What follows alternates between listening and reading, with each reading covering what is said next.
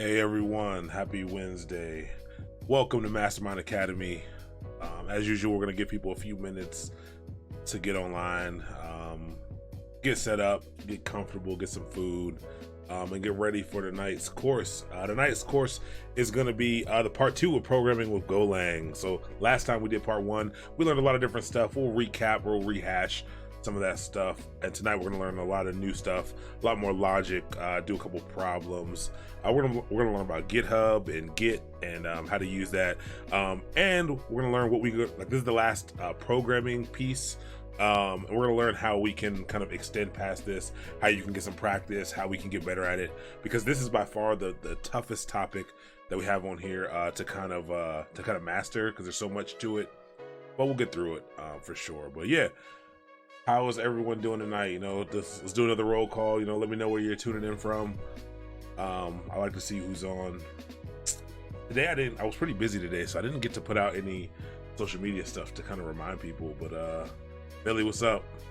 Not that far away from me. I'm here in Baltimore, for anyone who doesn't know, but just a short 2-hour ride from here. Cool. Maryland.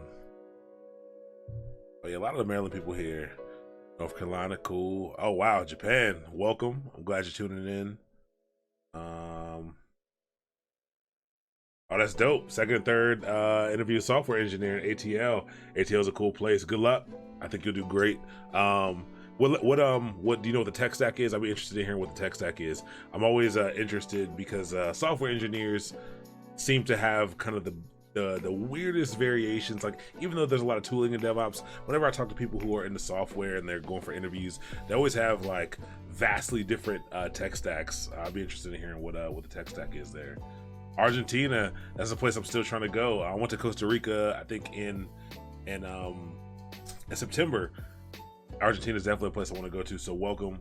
Richmond, welcome. Baltimore, Toronto, Kentucky, welcome to the stream.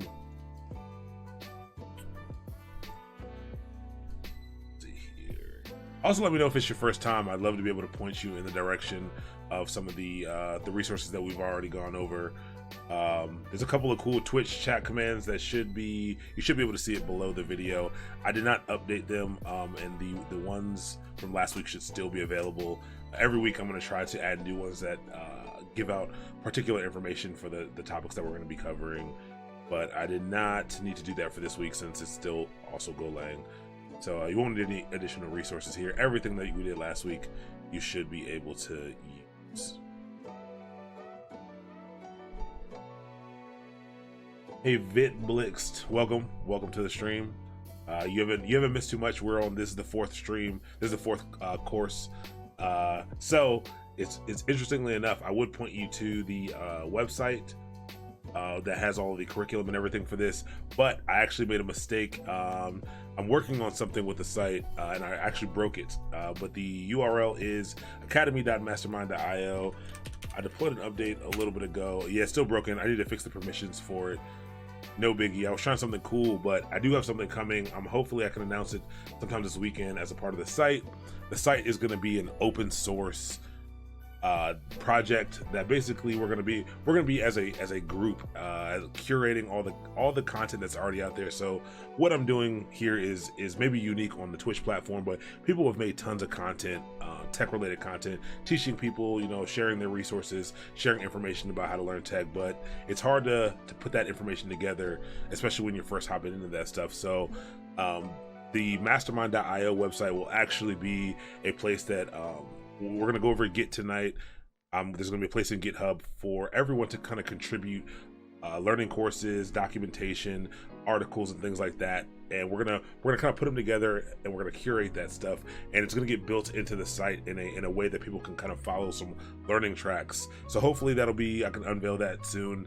I probably shouldn't have been trying to mess with this like right before the stream, but we'll get into that a little bit later too. There'll be more information on that for sure within the next week or two.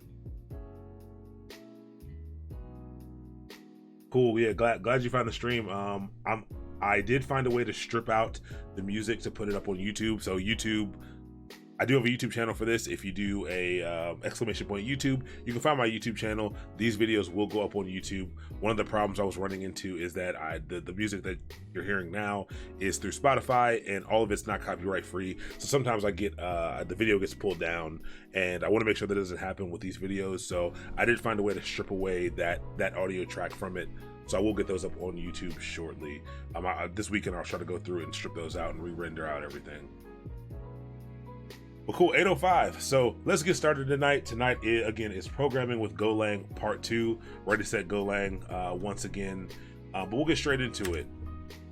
Let me click back into my VM. Actually, let me, it's real quick. Input, let's get I want my mouse to be trapped inside of here so it's not going off screen. Cool, let's recap what we learned last time. First, we learned how to install Golang. Hopefully you were able to get Golang installed. If not, don't sweat it. You can do all this in the Go playground. I'll show you what that is in a second if this is your first time. But we learned how to install Go. We learned how to install VS Code and how to get VS Code set up. We learned how to display some output. That's one of the most important things when programming. We learned how to, spit stuff out to the screen, spit out text. We learned about variables and that those are like placeholders for other information. You can assign different values to them. Those values change. That's why the word is variable. We learned about the different data types. So we learned about strings. We learned about the different number types. We learned about integers, which are whole numbers. We learned about unsigned integers, which are only positive whole numbers. We learned about floats, which are decimals. We learned about Boolean values, which are true and false. And I'm not sure what else we learned about past that, but those are some of the things we learned about last time. And we learned about math operators. We learned how to do some basic math. We learned how to do multiplication, division, addition, subtraction. We learned modulo or modulus, which is division, but it gives you the remainder rather than the actual value for the division. And so tonight we're going to be getting, those are all the tools you can throw into your toolbox to be able to solve coding problems, to be able to use code to do what you want, to be able to give the computer the instructions that it needs to solve a task that you would like to solve.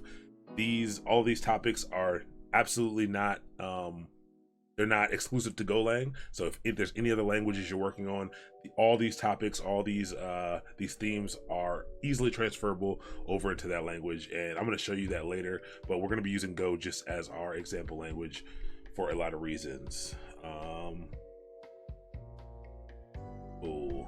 Oh yeah, the Pokemon behind me, that's Squirtle, Bulbasaur, and Charmander. Those are the 3 starting Pokemon. If you missed the first one, I'm a 90s baby. I was born in 1990, so Pokemon was a big thing for me. I think it came out in like 96, 97. So this is just a little bit of nostalgia on the wall behind me. A little treat for you guys. I'm gonna switch it up pretty often to other things that are kind of important to me. I was into some other nerdy things. I was into Yu-Gi-Oh! And there's a few video game franchises that I was really a part of. So I'll be throwing up some other stuff back there as kind of little Easter eggs behind me. But cool. So tonight we're going to get into logic. So this is where programming really gets important. This is where you're working through problems now. So you're taking the tools that we learned in the first video, and we're going to be adding some more tools to that to do a little more dynamic stuff. And so anyone who doesn't know, this GIF is there's a rapper named Logic. He's actually from Maryland. I think he's from Silver Spring actually. Yeah, check him out if you don't know who he is, but we're going to be learning about logic tonight. All right, so we're gonna start off super confusing because there's a lot of stuff on this slide. I'm also gonna change this song, and this is bothering me. It's throwing off my flow a little bit, throwing off my mojo. All right, cool. I don't know what the song is, but I think it's better. So when it comes to logic, the first thing we can do with logic is do a comparison operator. So a comparison operator is exactly what it sounds like. We want to be able to, when we're programming, we want to be able to compare values. So we want to know if things are bigger than other things. We need to know if they're greater than, if they're not equal to. And so these are the different ways that we have to do that. We'll get hands-on with some code right after this. But the double equals, that represents equality. So if you want to check if 2 things are equal to each other, you need 2 equal signs. And let's get out of this. Let's actually open up some right now. It'll make more sense real time, or if we do the code along with it. So I'm going to do this in Vim. I'm not going to open up Visual Studio Code quite yet till we get a little bit deeper. But let's go back into our folder that we were in before. for anyone who doesn't know, who's not familiar with, command line interface, we're going to learn that in the next part of the series. So the next 4 classes, you'll start to understand what I'm doing here in the command line. So don't pay attention to that. Again, we're looking to pay attention to the concept. So don't really worry about all the little things that I'm doing, all the syntax. That's not important. I'll tell you what is important as I'm doing it. So let's just make a quick file here, and we're gonna do comparison.go. All right, so all I did here was I opened up a file, and luckily Vim set it all up for me, but let's do some comparison. So I told you the double equals is for equality. So it's important to note that there's a big difference between the single equals and the double equals. The single equals is for assignment.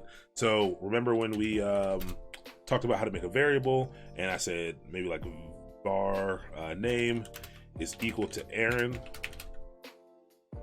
This equals, a single equals, is for assignment. That means what is on the left now becomes equal to the value on the right. So when you need to pass that value in, when you need to set something equal to something else, that is how you do that. But when you want to compare if 2 things are equal, you need to use a double equals. So we can do something like this. We can do, actually, for anyone, this is actually a good opportunity. I'm gonna get out of Vim. This is a good opportunity for anyone who didn't get Golang installed. There is something called the Go Playground. And if you just Google Go Playground, you click on the first link, and we have some Go code here we can mess with. So what happens if I type this format.println command? This is just something that you need to be able to print something out so that we can actually see the value.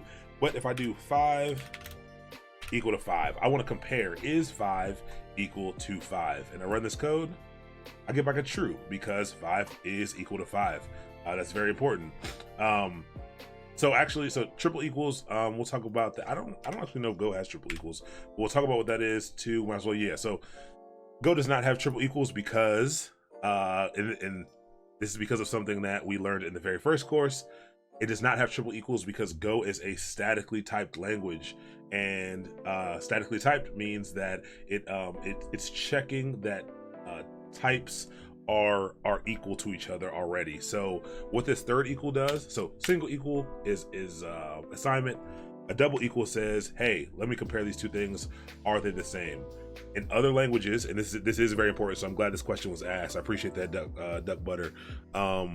A third equals in a programming language like JavaScript also says, hey, I want you to check if what on the left is equal to what's on the right, but I also want you to check not only is their value the same, but is their type the same. Now, because Golang is statically typed, it already does that checking for us, so there's no third equal. But in a language like JavaScript, and I can actually show you real time. This is me typing JavaScript. If I do 5, is 5 equal to 5 with 2 equals?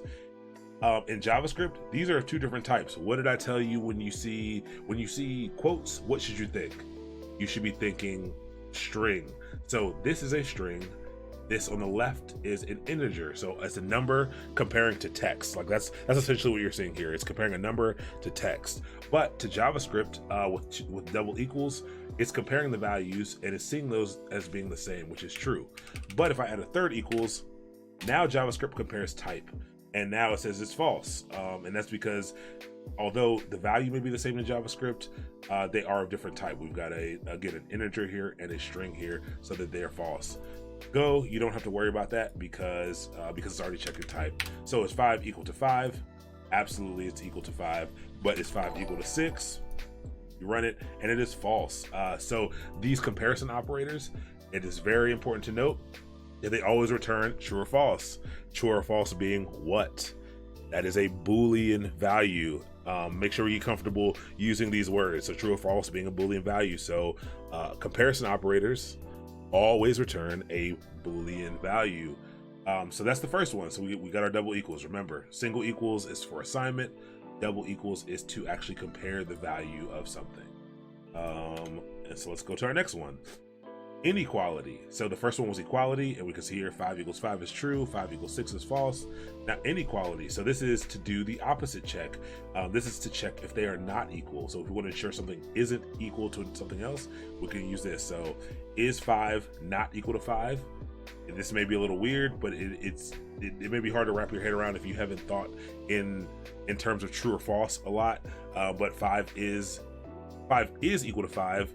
So when you're checking if they are not equal, that will give you a false value because they are equal. So it's the opposite. So think about this as being the opposite of this. So if you want to check if they aren't equal, you need to throw in an exclamation point in the front of that, and we can do that again over here. You see it real time, but this should return. So is 5 equal to 6? No, it's not, and we're checking that they're not equal. So this should give us a true. It's going to evaluate it. It's going to say 5 is not equal to 6. Therefore, the statement you're looking for is a true statement. We're going to run it, and we get true. And if we change it to 5 and we run it, we get false. So it's just to compare the value. So it compares the value of what's on the left to what's on the right. And again, we're using Golang, which is statically typed, which means the type on the left also has to be equivalent to the type on the right. And I'll show you that as well. Let's put some quotes around this. I think we already saw it. And it will give us an error because it says basically it can't convert this string to an integer, which is pretty important. All right, let me see. So I'm gonna slow down for a bit. Let me check the chat and see if there's any questions. Boolean data types are named for English method. Oh, this is good. I will absolutely be grabbing this link. I'm gonna save this link right now into my Google Keep so that I don't forget about it. But thank you for that resource. I will definitely be checking that out. Sure. All right, the next one. Let's get through these. So now, we should be able to easily kind of understand how this goes now. So now, what do we want to do if we want to check if something is greater than or less than? And so again, these are generally going to be with numbers. You can use them for other things, and those have different caveats. But just for examples, we're going to do that here. So what happens? What do you think it's going to say if I want to check if 5 is greater than 4? So is 5 greater than 4? Absolutely not. And so when something is not true, you're going to get your false. You're going to get that Boolean value. So when we want to check if 5 is greater than 4, it is. So we should be expecting a true value here. And so we get a true, and then there's also less than, and so we should get a false here because 5 is not less than 4. And so it's going to evaluate exactly what you see here. And so I remember when I was young and I couldn't remember which of the signs was which. And the teacher told me that the alligator's mouth always goes towards the largest thing. So you're always reading from left to right. So you can see here with this one is greater than, because you're going to read it from left to right. So if there's a number on this side and you say is 5 greater than, it's greater than because again the mouth is pointed to the left, greater than 4, and it's going to be comparing that. And then if the alligator's mouth is going to be going away if you're looking for less than. Yeah, it's an interesting way. It's all I could think about. Someone asked me before, like, how do I remember which one is? And I was like, I only remember because of my teacher in like the 3rd or 4th grade. So we got greater than or less than. And then we also have greater than or equal to or less than or equal to. Now this is very important. And you're gonna see tonight why this is important. So if we wanna check greater than or equal to, because is 5 is both greater than or equal to 5 because it is equal to 5. And so remember that is an or and not an, obviously it's not an and, but it's saying is this value on the left less than or equal to, either one. So if either of those are true, this will return true, and when we run that we get a true back. Same thing for greater than or equal to. It gives you 2 options in that setting. So less than or equal to, it can be less than or equal to, and then the other one is greater than or equal to, and that's greater than or equal to. The equal always comes at the back. Sometimes that can be hard to remember, but don't sweat the syntax. What you do care about is that you can compare values. You can compare that they're equal. You can compare that they're not equal. You can compare if one's greater than, if one's less than, greater than or equal to, or less than or equal to. Cool. So comparison. So now you can already see how we're getting into some logic and so a way to kind of make some decisions. And now we're going to get into the probably biggest thing to be able to like solve problems. And those are loops. So we're going to take our time through the loop section because loops can be a little weird to kind of grasp. I think the overall understanding of a loop is simple enough. But kind of once you see it and see how it operates, it's a little bit weird. So we'll go through a few examples of this. But a loop is something that's used to run a set of instructions multiple times. So sometimes you don't always want to run a piece of code, a bunch of times, like manually. You don't want to have to type it out a bunch of times. Loops allow you to kind of run through that logic for an indefinite number of times or amount of time that you specify. There are different types of loops. In Golang, there's only one loop, which is interesting. That's another reason why we're using Golang, just because of what I feel is simplicity. But there are three types of loops that you'll see in other languages. There is a for loop, and it'll start to make sense of why that's called a for loop. There is a while loop, which is basically like while this statement is true or false, run this bit of code and keep doing it until it's no longer true. And a do loop is much of the same thing. So all these loops are very similar, but they all have little caveats, and they're all good for different things. But Go has felt like you can use a for loop for everything, which was interesting when I first started learning Golang, because I'm used to using other types of loops, and you can do that. So we're gonna go through that. So again, Go only has for loops. So for all intents and purposes here, you only need to worry about the for loop for now. You can dive into the other loops later if you're working with some other programming languages.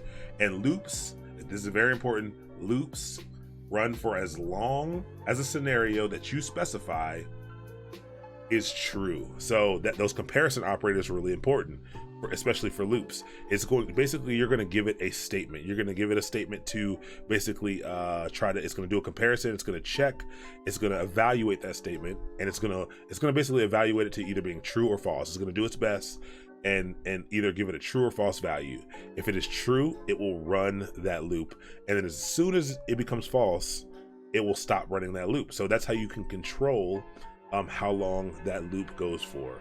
So we got a little image here, and this is really good because we're gonna talk about how you can pass an input to loops and things like that, or how you can pass an input. But something comes in, it runs, and it spits some information out, and that's very much the way we're gonna be using loops.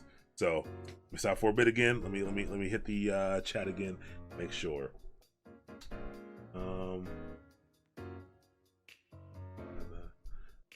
Yeah, that GIF is pretty satisfying. When I found out, I was like, oh, that's nice. That's nice right there. I love the endless loops GIFs. They're pretty cool. There's a whole subreddit on that. If you came from Reddit, go ahead and check out that subreddit. It's pretty cool. Cool. So take that in for a little bit, or just if you wanna copy it down or whatever. Just look at it for a little bit. We're only worried about for loops right now. Just make sure you understand that a loop is used to be able to loop a bit of logic. So if we want to apply some logic over and over again, a loop is used to do that, just like the GIF. And the other important part is that loop is going to run for as long as the scenario. You're going to create the scenario. Right now, I know you don't understand what a scenario is, but like you're going to create a statement, and it's gonna run for as long as that item is true.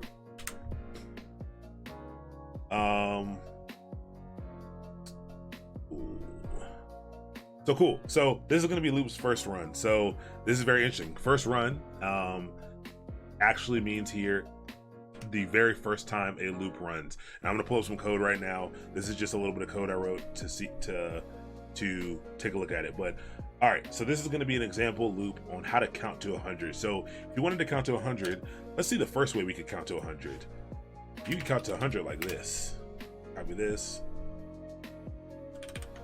We can do format.println the number 1. And then we could do format.println the number 2. And then 3. And this is a perfectly reasonable way to count to 100. Now, I'm not going to count to 100, but if I can run this, it's going to go ahead and count up. That's great. That's absolutely a way you could do it. I don't recommend it, but it satisfies the need to count to 100. A loop is perfect for a task like this. We want to basically print out a number, print out a value. We're going to print it out all the way up to 100. So that's the goal of this loop that we're going to be working through for the very first time. So to count to 100, this is a little bit of pseudocode. So what I wrote here is basically the plain English way you should be reading through these loops, or a way that I think would make it helpful for you to read through this loop. So basically what a loop is this. Let's set up the scenario. We're going to be saying our starting number is 0, and you can see I put starting number here, and that's the same as this right here, but this is the plain English version. So our starting number is 0, and I want you, computer, to run the following instructions for as long as that starting number is less than 100. So that's the instructions that we're giving the computer. We're saying, hey, we have a starting number of 0, and for as long as that starting number is less than 100, I want you to run these instructions that I give you.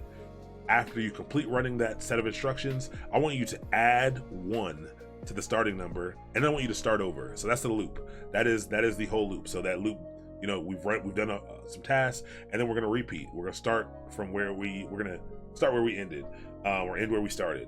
Same thing, yeah. So again, read it in plain English. We're telling the computer, hey, our starting number is 0, and I want you to run the following instructions for as long as this starting number is less than 100. Remember, I said less than. Remember, we learned those comparison operators a few slides ago. So as long as it's less than 100, I want you to run the set of instructions.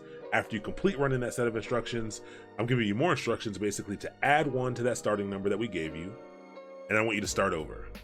All right, we said it a few times.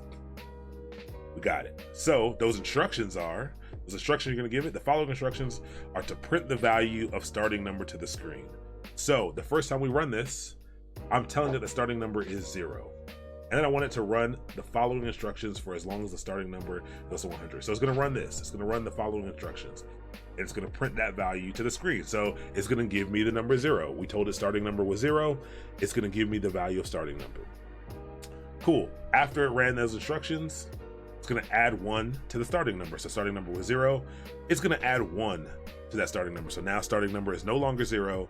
Starting number is 1. This is going to start over. So that's what it runs the first time. The second time it runs, now starting number is 1. Even though we told it was 0 the first time, now the starting number is 1. It's no longer 0. That number gets saved. And then it runs it again. It does that comparison operator. It says, hey, is that starting number less than 100? Yes, it's true. That evaluates it true. 1 is less than 100. It says, hey, that's true. I'm going to go ahead and run your instructions again. So it's going to print out the new value of starting number. So it's going to print out the number 1. And it's going to add 1 to starting number. So now that becomes 2. And it's going to start all over. And then we're going to skip a few. And we're going to get to 99. We're going to get to 100. So what happens once we get to 100? 100 is going to print out. It's going to say, hey, I probably should put less than or equals to in there. But so it's going to say, hey, is 100 less than or equal to 100? It's going to say, yep, it's equal to 100. So I'm going to run this again, and it's going to print that out. But what's it going to do once it gets to 101? It's going to say, hey, is 101 less than 100? And that's going to come back as false. It's the first time in this loop that's going to come back to false. And so it's going to stop. It's not going to run those instructions, and it's going to exit out of that loop. So again, it runs for as long as it's true, and then it's going to stop. So we can see that real time here.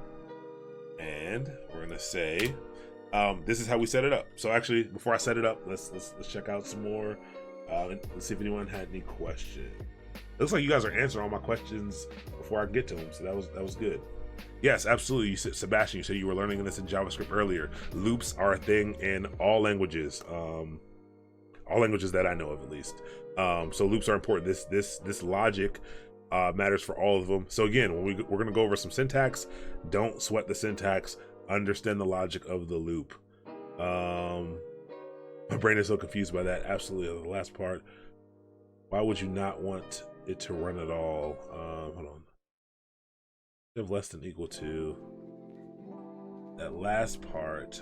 Why would you not want it to run at all? So what do you I think I'm missing the question there, Destiny. What do you mean by why would you not want it to run at all in the last part? And I can pull that back up just to make sure.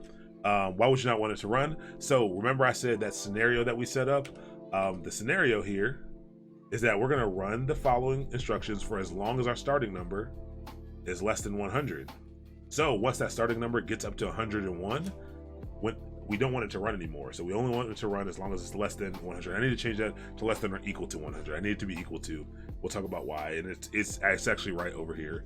But we set that scenario. It could be any number. It could be any arbitrary number, and we'll see that in a few. So once it gets to that 101, it will stop. And it is very confusing. I'm going to go over it a bunch of times. I'm going to write like 6 loops right now so that you understand. And that's why I only wanted one type of loop to be available to you. Cool. So let's actually run the loop real quick. So ignore all of this stuff. Let's write the loop. So the scenario, maybe I can pull this up side by side. Exactly what I want to do. Let's do this on this half of the screen, and particularly this screen over here. Now read the words. Like, let's read. Oh, that didn't work how I wanted, but we'll go back and read the words. But that plain English is how we're going to set it up. So we're going to say for. I'm going to use. Okay, I'll do starting number. So we'll say starting num or starting num is equal to 0. So I'm setting a variable, and that's the first line that I wrote here in plain English. Our starting number, we're telling the computer our starting number is 0. And so this is the first piece of a loop. We say for, the word for, and we're going to say our starting number, which is equal to 0. Then we're going to put a semicolon. Again, syntax, don't harp on remembering that you need a semicolon here. Remember, we're going to set a value. Generally, this value is called your iterator. This value here does not have to be your iterator, but we're going to use this as our iterator. Then we are going to set up, we're going to do the comparison. So this next thing, the first thing is going to be setting a value. The second piece is going to be the statement that you want it to evaluate. So we said, hey, as long as starting number is less than 100. So we know about comparison operators. We're going to say as long as starting number is less than 100. Very simple. This is the thing it's going to evaluate to true or false. That's all it's looking for. It says, hey, as long as this statement right here is true, I'm going to run whatever code you tell me to run. So so start with setting the value of your iterator. Then you're going to set the comparison operator. This is the scenario we're talking about. This is the scenario you want to evaluate to true or false. And then we need to iterate on a number. Every time this runs, we want to be able to count this. We want to be able to keep track of how many times it's run. We want to be able to keep track of something. And really, I actually don't think you have to iterate here. I think you can do a lot of different things here. But we're going to use something shorthand. We said at the end here that after it runs successfully, this line here after the third statement you're going to add is what happens once it runs successfully. So the first thing is where you're kind of setting up your iterator. The second thing is the value you want it to, or the statement that you want it to evaluate to true or false. And the last thing is what you want it to do every time it's done. So what we want to do is, we said here we want to add 1 to the starting number every time. So we're going to be starting and we talked about iterators in the last class. But if you do plus plus, that equals, that's the same thing as adding 1 to it. So it's the same thing as this almost. I would have to set it equal to that, but it's like the same thing. So every time you see plus 1, that's the same thing as plus plus. So this will add 1 to the starting number. And that's a little confusing. This syntax is always, this was very confusing the first time I learned how to do loops. The syntax was confusing, but again, count back to that plain English. It's setting a starting number, run these instructions for as long as this statement is true, and then at the very end do this thing, and that's all a loop is. And we will now set up our loop to count. So we know how to print to the screen, so we'll do format.println because we know that's how we can print out to the screen. But how do we print that number? Like how do we print, how are we going to print 0 to 100? We know that we set, this is a variable here. We know that we set the value of this variable to 0, and we know that we're going to increment it every time. So sometimes you'll have a different variable outside of this that you're going to be setting up to do things. But in this instance, we can simply print out the value of starting number. And I said that here as well. Print the value of starting number to the screen. So even if you didn't know this piece, and I told you to, hey, I want you to give you a variable called starting number, and I want you to print that value to the screen, you should know how to do that. From the last class, you should understand how to print something to the screen. So we're gonna print out the value of starting number to the screen. That's all we need to do. And this sets up our whole thing. So let's go through it. It's gonna run the first time. Starting number is 0. It's gonna say, hey, is starting number less than 100? We know starting number is 0. Starting number 0 is less than 100. So this is gonna evaluate to the Boolean value of true. Because it's true, it's gonna run this bit of code. So it's gonna go ahead and run the instructions that I give it. These are the instructions in here, inside of the curly braces. That's the instructions. It runs that. It says, hey, print out to the screen the value of starting number. And so it's going to print out 0 the first time. And then it runs successfully once. And then it's going to go through and run this. And this adds 1 to starting number. Starting number is now 1. And then it's 2. And then it's 3. So if I run this, you can see here it goes through and prints all the way out to 99. Why does it print out to 99? I'll read some comments while you figure out why it only went to 99. All right, so yeah, you guys are doing great. The very first class, I said, hey, I really want everyone else to, I want you to ask questions. Also want you to answer questions. And y'all are doing a great job of that. I really appreciate it. He had another variable as the index number. Absolutely, you can add another variable as the index number. You do not need to do it how I did it, and we will see an example of that later. That's a great question.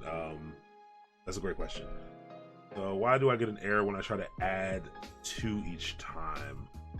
So do you mean you're trying to do something like, oh, you want to count by 2s? So are you trying to do something like this? If you are, this is a problem because this is not this. So the plus plus, it does the evaluation. This, you have an incomplete thing here. So it evaluates it, but it doesn't save the value anywhere. So to be able to go up by 2, you can either do it 2 ways. You have to set starting num equal to this. So you have to set starting num is equal to starting num plus 2. So you have to you just have to explicitly reset the value. So starting number is now equal to starting number plus 2. Now if I run this will run and it'll count by 2s instead.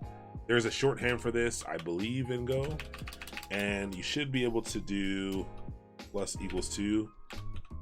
I think. I know you can do this in other languages. I don't know. I actually don't know. Yeah, so that works too. This is a shorthand for adding something. So I think I could also do plus equals 1. But don't sweat that. This is just something you may see. You may be confused the first time you see it. But yeah, if you're gonna go by anything bigger than 1, you have to set it equal to the value again. It's kind of really annoying. But yeah, so that was a good question. I like that exploratory work as well. Like, this is how you should be messing around with code. You learn a topic, break it, see if you can change stuff around. Don't be afraid to mess up, see what kind of happens. You'll be able to make some connections yourself, just trying things out and running into errors like that, and you'll end up Googling that error and someone will explain it to you. But that's exactly what you have to do to get really comfortable doing this stuff. This is like the one topic out of all these, again, it's why it's first, that you're not going to get good at without practice. You can read through as much as you want, but unless you practice it, you won't be good at this, because this takes a different way of thinking. Like, being able to solve coding problems, being able to use code effectively to solve your problems, takes lots of practice. Cool. Let's see. You name the variable what you want. I stick with I. Yes, that is great also. So I use starting num just so you guys would understand exactly what we were doing, but usually people just use I for this, and I stands for iterator. Also, it's just a common thing to use, and this is what the code will look like if you Googled it. It'll probably look something like this. Again, this is a variable. This is that box. This is that container that holds a value. So it doesn't matter what you call the variable. You can call the variable any legal name that it will allow. So I think it has to start with a lowercase letter. Can't have any spaces. There's a few rules to it. Most languages have some rules on what you can name variables, but I works, anything will work. Just make sure you're using that thing consistently throughout. So this will work just as good as all the rest. Doesn't really matter what you call it. Again, variables can be anything. Oh yes. So yeah, we talked about that. I forgot. I gave you some time to figure out why it wasn't equal to 100. So when this gets to 99, so it goes through, it says, hey, I is now 99. Is 99 less than 100? Yes, it is. I'm going to print out 99. And then once it runs, it's going to add another 1 to it. Now, when it gets to the 100th go, it says, hey, is 100 less than 100? No, it's not. So it stops, and that's why it only prints out to 99. That's why we need to use the less than or equal to be inclusive of 100. Some people prefer to make it less than 101, but we're going to use that comparison operator. And now if we do less than or equals to, once it gets to 100, it'll say, hey, is 100 less than or equal to 100? Yes, it is. So I'll print that out. And then once it gets to 101, it will fail. So you can see here, now we're at 100. So good job there. Yeah, 100 is not less than 100. It's simple math there, simple comparison. It's just not a true statement. Again, that evaluates a true or false statement, and it's not a true statement. So cool. That is essentially loops. We will use loops in most of the problems that we try to solve, and they're a great way to. They're great for a lot of things. You'll use them often. All right, so with the loops, let's go through functions now. So there's a lot. There's a lot of stuff thrown at you. Again, follow along, do your best to keep up, but don't worry if you don't fully understand it. Take in what you can as we move on to ask questions. But as we move on to the next thing, start to pick up the next thing, so that when you go to dive in yourself, when you go to kind of expand your knowledge on the stuff, when you go watch a video specifically on loops or a video specifically on functions, you'll be able to take some stuff that you did catch here and apply it to what you're hearing now, and it'll really accelerate what you're doing. It's okay to be confused. You should be confused. It took me a long time to get a lot of these concepts. That's why that's why you go to school for semesters and semesters to learn stuff like this. So don't sweat it. Don't worry about it. If you're really overwhelmed right now, just kind of run through it. It's all right. Cool. So functions, we talked about loops being used to rerun a bit of code, rerun some functionality for a given number of times. Functions allow you to basically package up a specific set of instructions and to be reused elsewhere. So maybe you don't want to run it over and over again right now, but you may want to use it in other places. You may want to, be able to run this bit of code multiple times throughout your code without having to rewrite that code over and over again. So functions are a little bit confusing. So this first one, this is a function that we're going to copy into VS Code. So you can see the colors really help identify what's going on here. And you know what? Let's do that now.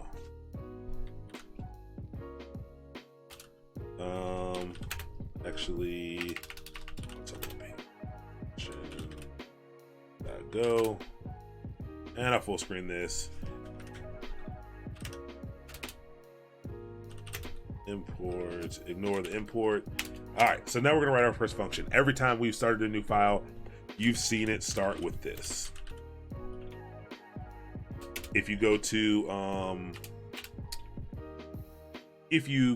the Go Playground and as soon as you get there, or if you refresh your page, it will give you a main function. So this is a function right here. We're gonna set that up in here, but because Go is a compiled language, just because of the way it's architected, a main function is necessary in Go, and that's what runs all your code. That gets executed when you call the code.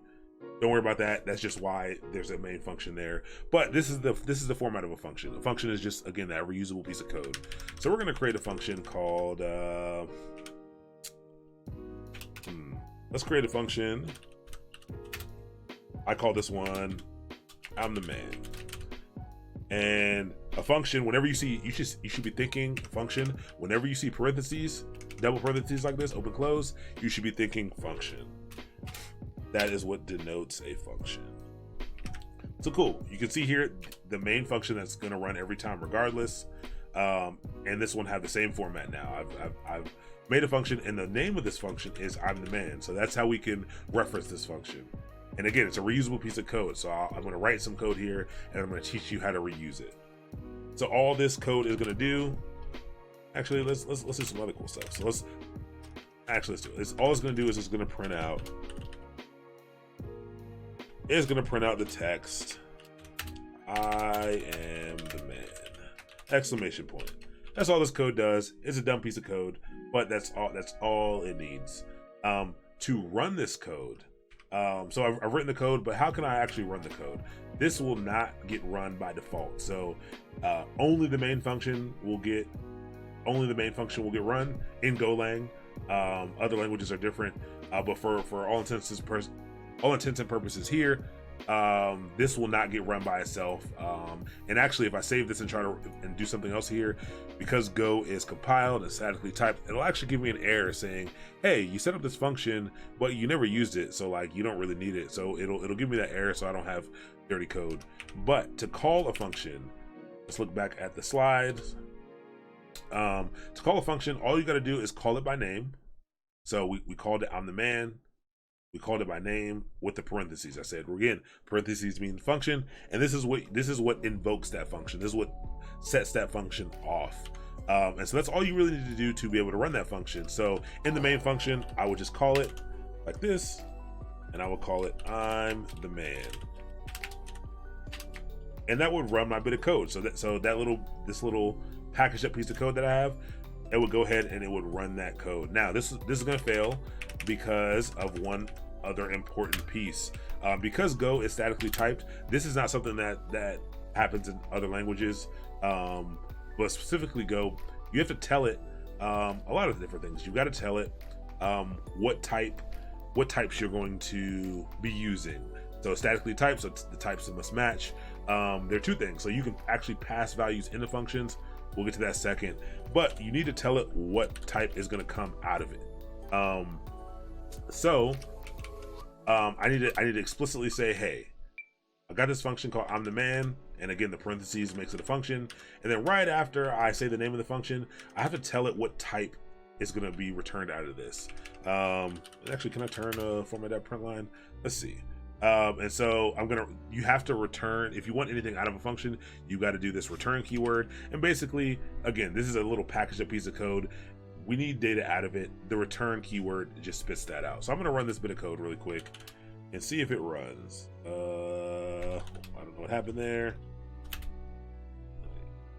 Be clear, go run function.go.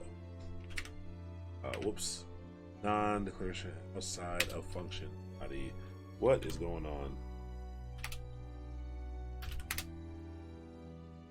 It's really quick. Actually, I don't even need to return that, but hold on. Let me get back. I was code. All right. Cool. Actually, I don't even think I need this return or the string.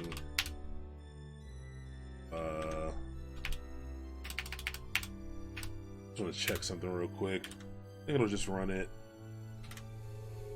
It's giving me a problem. Non-declaration statement outside of function body. I actually don't know what's happening.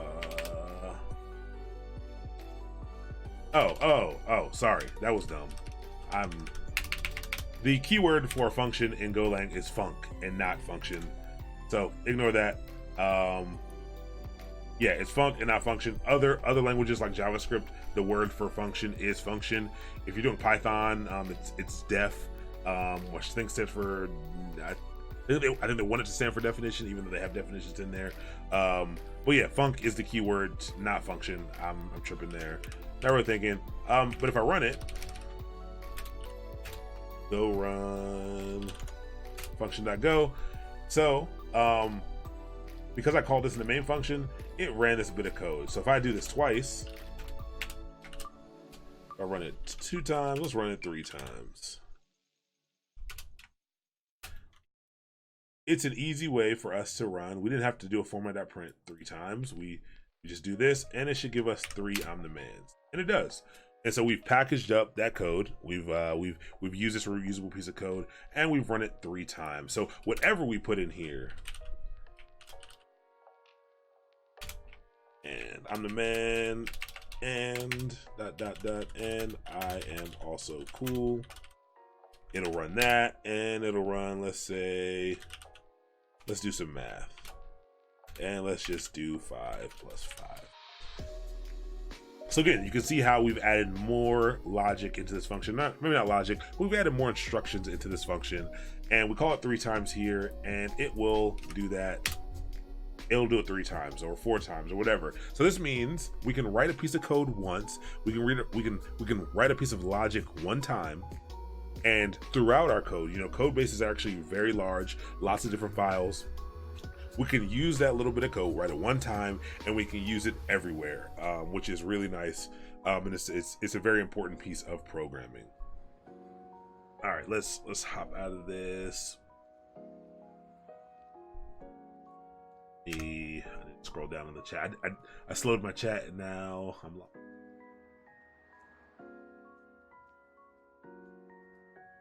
Could find a number even or odd. Can find out if numbers are even or odd. I can show you how you can find out if numbers are even or odd. So Terry, are you saying you wrote the same code with the equal sign and it went to 100? That should be the only way to go to 100. Played around removing the automatic spacing when printing out of arrays today. Yeah. Yes. Array printing, text formatting upon print is always pretty interesting. Oh man, I missed a lot of stuff. Understanding. Yes, an array is a data structure. We'll probably go over arrays a little bit tonight. We should. Arrays are very important. I think we talked about it a bit last time. We'll do some stuff with arrays because arrays are important. An array is not a struct. It's not a struct. Structs are exclusive to Golang, so I don't think that's something that's important to cover here. What Linux distro do I use? So I use a Linux distro called Pop OS, which is a distribution of Ubuntu, or it's a distribution based off of Ubuntu. It's made by a company called System 76.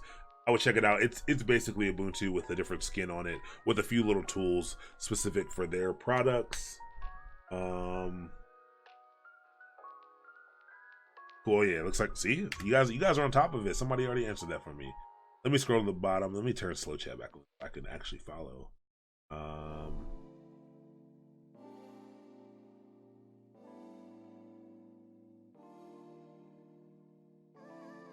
So Bible Clan member. Oh no, is that a question? Yeah, we're gonna be talking about Git tonight as well. So if anyone has any Git questions, we'll get there shortly.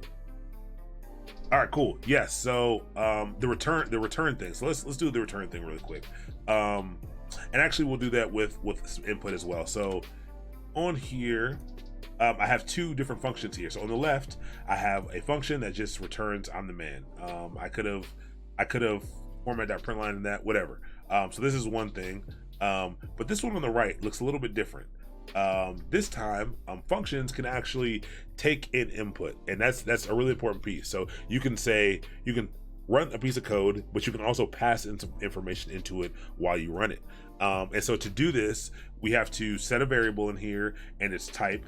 We're putting in here like, hey, whenever I run this code, I'm going to be giving you a string, and that string is going to get assigned to the value name. So we're gonna this creates a variable, and it assigns whatever value I pass in as name, and we're telling it that it has to be of type string. So I can only pass in a string in here. And then what comes here is, hey, I'm also going to have some output to this. I'm going to give you back a string. I'm going to take in a string, and I expect you to give me a string, and then I'm going to process it. I'm going to run my code in here, and then I'm going to give you back a string. It's got to be a string. So whatever I put here is what it has to be. So I could return an integer, I could return a Boolean, I could return any type that I want, but it has to be it has to return whatever I put here. So you got to make sure the code you write returns what this is. So in the example here, I'm basically setting up the same function, but this time it's gonna say the person's name that I pass in is the man instead of I'm the man. So here, this is me calling it. So the same way we called it here on the left, we're calling it here on the right, but we're passing in a string. Remember, quotes equal string. So you can see I passed in my name Aaron, and whatever thing you want to pass in, you got to put inside of the parentheses. So if there's nothing in the parentheses, that means you're not passing anything in. But if the function wants you to pass something in, you have to pass something in. And so I'm the man, and I'm passing in Aaron. And what this should return to me is say, hey, return Aaron, because name is the variable, return Aaron is the man. And let's change our code to match that. So let's do a cool printf since we did last time instead. And this is going to take a name, and so this name that I wrote, this is just a variable. This is just like the iterator that we did before. It can be whatever you want. You can call this I, you can call it S for string, you can call it this, whatever. You can call it anything you want. This is just the name to identify it, and so you want to be as descriptive as possible. I think you should be as descriptive as possible. And we're saying, hey, we're creating a function called I'm the man. It's going to be expecting that you also pass in a string to it. And when we're done, it's going to kick out a string. Cool. And so I wanted to say,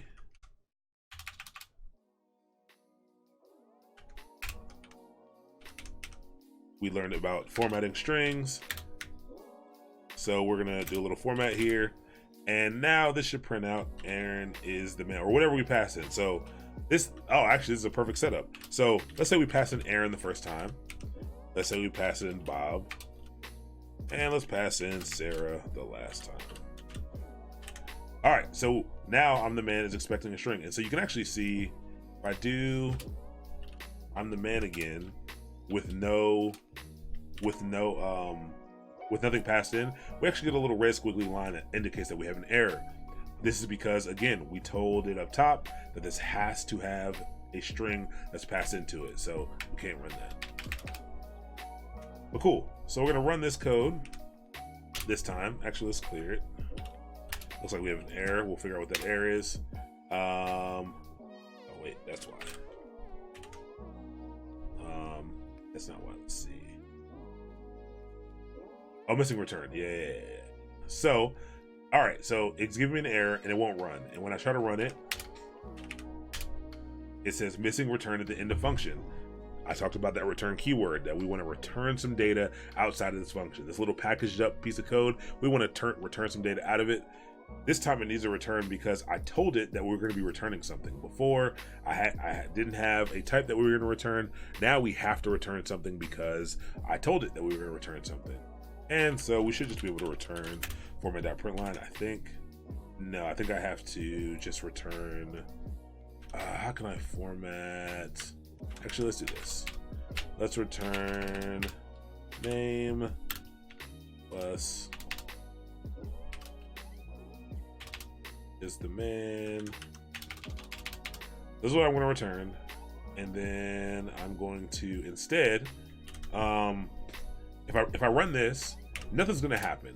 And nothing's going to happen because we didn't tell it to do anything. So it does run this function. It does pass in Aaron. It does pass in Bob. It does pass in Sarah. But it does process this. It puts it into the string, and it does return it. But we're not doing anything with that. We're not spitting out anything with that. We now have to actually add the format.println here. And so format.println can be done on functions as well. And it's basically going to say print out the value of whatever this function is, or like whatever it evaluates to. So if I run it, it runs just fine. And if I add format.println here,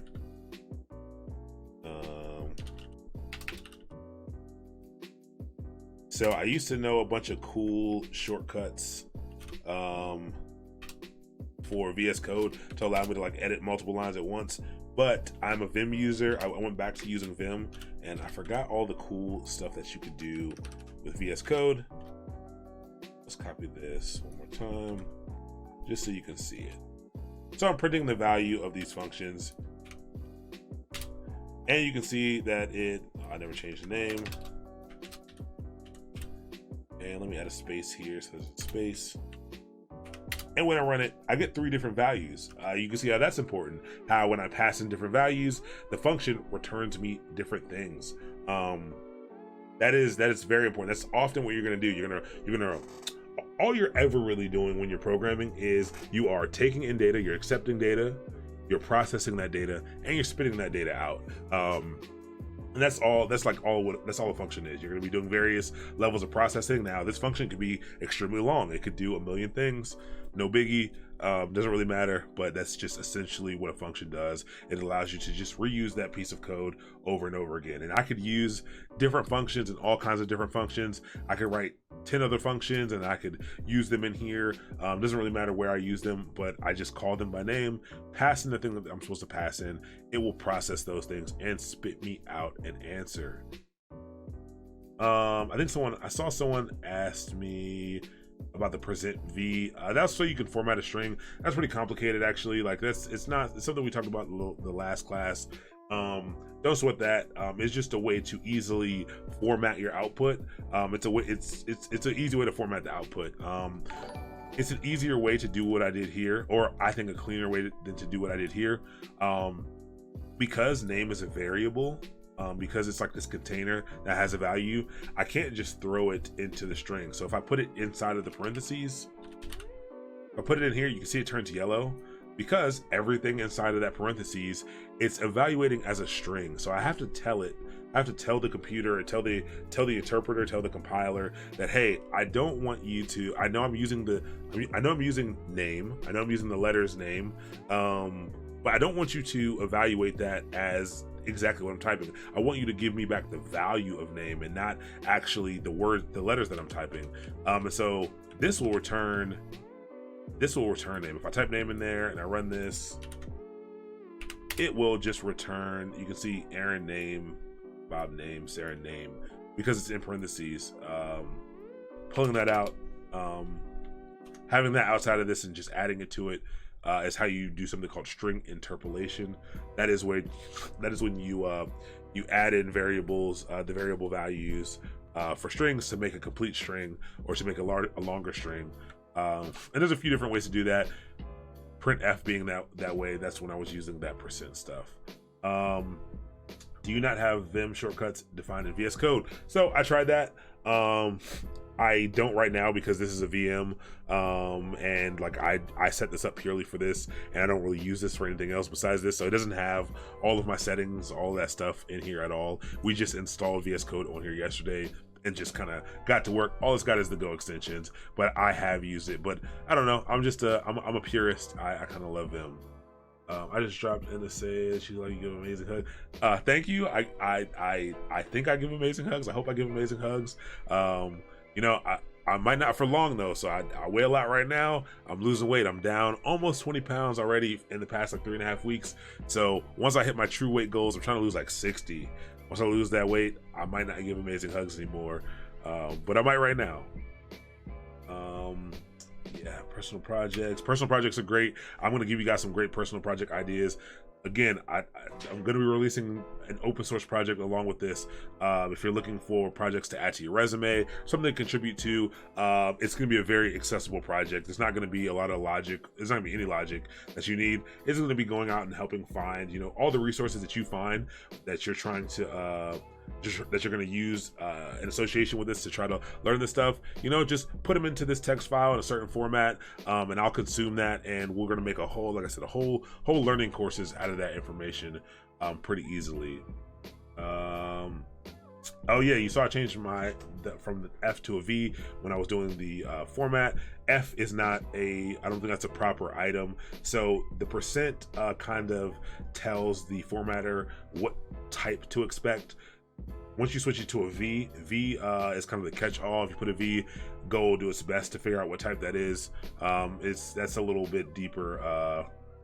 That's a little bit deeper in, again, to the print stuff. That's not really all that important right now. It's pretty confusing. Cool. So what time is it? 9:04. All right, let's get through. Let's do a problem or two with functions. Is that the last piece of? All right, cool. That's the last piece of this. Let's do a quick problem. So this is a common thing that you might see, that you might get on a coding interview. You shouldn't, honestly, if a coding interview gives you this, you shouldn't go work for that company. But we're gonna do FizzBuzz, which is a common coding problem. I mean, we'll just do that really quick. And let's do it in Visual Studio Code, and we'll call it FizzBuzz.go. All right, so what FizzBuzz is, it's a simple coding problem where they basically say, hey, I want you to take in a number. Usually they just tell you, I want you to print out the numbers 0 to 100. That's just usually how it starts. Print out the numbers 0 to 100. We already learned how to do that. And when you print out the number 0 to 100, if the number is divisible by 3, print out fizz, the word fizz, instead of the number. If the number is divisible by 5, then I want you to print out the word buzz instead of the number. So, you know, if it's 0, I want you to print out 0. 1 is not divisible by either one of those, so print out 1, 2, 3. Well, 3 is divisible by 3, so it'll be 0, 1, 2, fizz, 4, buzz, because 5 is divisible by 5, and so it's buzz. And so you print out fizz for things that are divisible by 3. You print out buzz for things that are divisible by 5. And then things that are divisible by both 3 and 5, you want to print out the word FizzBuzz. So it's a very interesting problem. And you can expand it a little further by taking in a number, and instead of just going to 100, it'll go to whatever number we pass in. So that's the one we're going to do really quick. Yeah, let's run through that really quick. So we're going to set up our new file. We've got to set up our Golang structure. So we're going to do package main import so that we can print stuff out. And we just learned about functions, and we know that the main function has to run every time. So we're going to have a main function.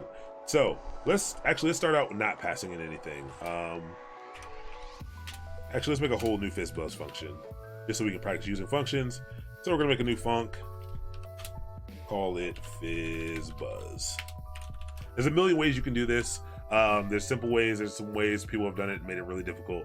But cool, let's do FizzBuzz. So we're not gonna take in anything, and we're just gonna say, hey, what is the number we want to count to? And we're gonna say count to, we're gonna set up a variable called count to, and we're gonna say we want to count to 100. So we're gonna count all the way up to 100, just like the original problem says. And so let's start line by line doing our logic. So what we want to do first is get it set up to print out everything. So we're gonna run our for loop, and we're gonna say for, and again, we actually don't need to use count to, but we can say for. We're gonna set up our iterator. So we're gonna use I here. We're gonna say I is equal to 0 because that's gonna be our iterator. And we're gonna say why I is less than or equal to count to. So we know we want to go up to 100, and so we're gonna use I as our iterator, and we're gonna say, so as long as this I that we just created, as long as this iterator we just created is less than or equal to the variable count to, whatever that value is, go ahead and run the code that we're gonna run, and then every time it's done, add 1 to it. And we already know how to print something out to the screen. And so we're just gonna print out, we can print out I. We need to print out I. If we print out count to, it'll be 100 every time. We're gonna print out what our iterator is. So let's just save this, and then we're gonna run FizzBuzz. So the way that how do you run a function? You call that function like this. So we're gonna call that our main function, and we're gonna go ahead and run it. And we're gonna move pretty fast to this. You're probably gonna have to watch this back a few times. Don't sweat it. We're gonna move fast through it. This will be recorded. You'll be able to watch this at least for 14 days, and by then I'll have figured out how to get this on YouTube properly so it doesn't get pulled down. And rewatch it, and then watch someone else on YouTube doing FizzBuzz. And you watch it a few times, and you'll start to understand what we're doing here. So cool. It prints out to 100 exactly how we want it to do. We learned how to do that earlier, and now we can see that it printed out all the way to 100. Cool. Now we can do the logic piece. I did not include if statements in here, which was, I probably should have, but we hashed through if statements at the end of the last course. This is another comparison operator, basically. This is it's kind of a comparison operator, but we're going to use an if statement here to be able to figure out if these numbers are divisible by these things. So we're going to use a simple if statement. So if statement just goes like this. You say if, and then you give it something to compare. So just like this compares to true or false, this will also compare to true or false. And if it's true, it will run what we tell it after it. So we're gonna say, hey, if I is divisible by 3. So we're gonna check if it's divisible by 3. So how would you check a number? I guess if you need it to be true or false, how would you check a number to see if it is evenly divisible by a number? What tools that we have in our toolbox could we possibly use to check this? This one is, I think this is why it's so hard the first time, because the tool that we're going to use is one that you don't commonly use, but absolutely we're going to be checking if the remainder is 0. So you can do it a few different ways. Actually, surprisingly enough, you can do it a few different ways, but we're going to use that modulo or modulus that we have. So we're going to say if I modulo 3 equals, so double equals because we're doing a comparison, equals 0, then run some code. So now if you don't remember what modulo was, again, that's it divides, it does division, but it returns the remainder. So 5 divided by 5 modulo 2, that 2 goes into 5 twice, but there's 1 left over, so it will return 1. So if the number is evenly divisible by 3, it'll return 0. So when it tries to do this, when it tries to plug in I and divide it by 3, it'll check when it runs that if the value is 0. If it is, it'll run the code down here. So we're gonna say format.println fizz. Cool. And we can just start with this. And let's do, so I could do else. I could run an else statement, but basically what happens here, actually, no, I do need to do an else. Since I'm not returning, I do need to do an else. So basically, I'm going to say, hey, if it's divisible by 3, print fizz, or else do this. So as long as this comes back as false, if it evaluates this as false, it'll drop through and it will run else. So let's save that and let's run this real quick and see what happens. So the only logic that we've put in there is that if it's divisible by 3 evenly, that it'll print the word fizz. And so for every other number, it should print the actual number itself. So if we run this, we can look through our results. So, interesting. 0 is, yes, that's true. So maybe we shouldn't start at 0, but we'll ignore that. So 0 will always return, I guess, fizz, or I don't know. Actually, we'll see what that returns later. But we see 1, it prints out 1, it prints out 2, and 3 is divisible by 3, so fizz. 4, 5, 6 is evenly divisible by 3, fizz again, and so on. So every number that is evenly divisible by 3 now prints out the word fizz. And so this is how we've chained together some logic.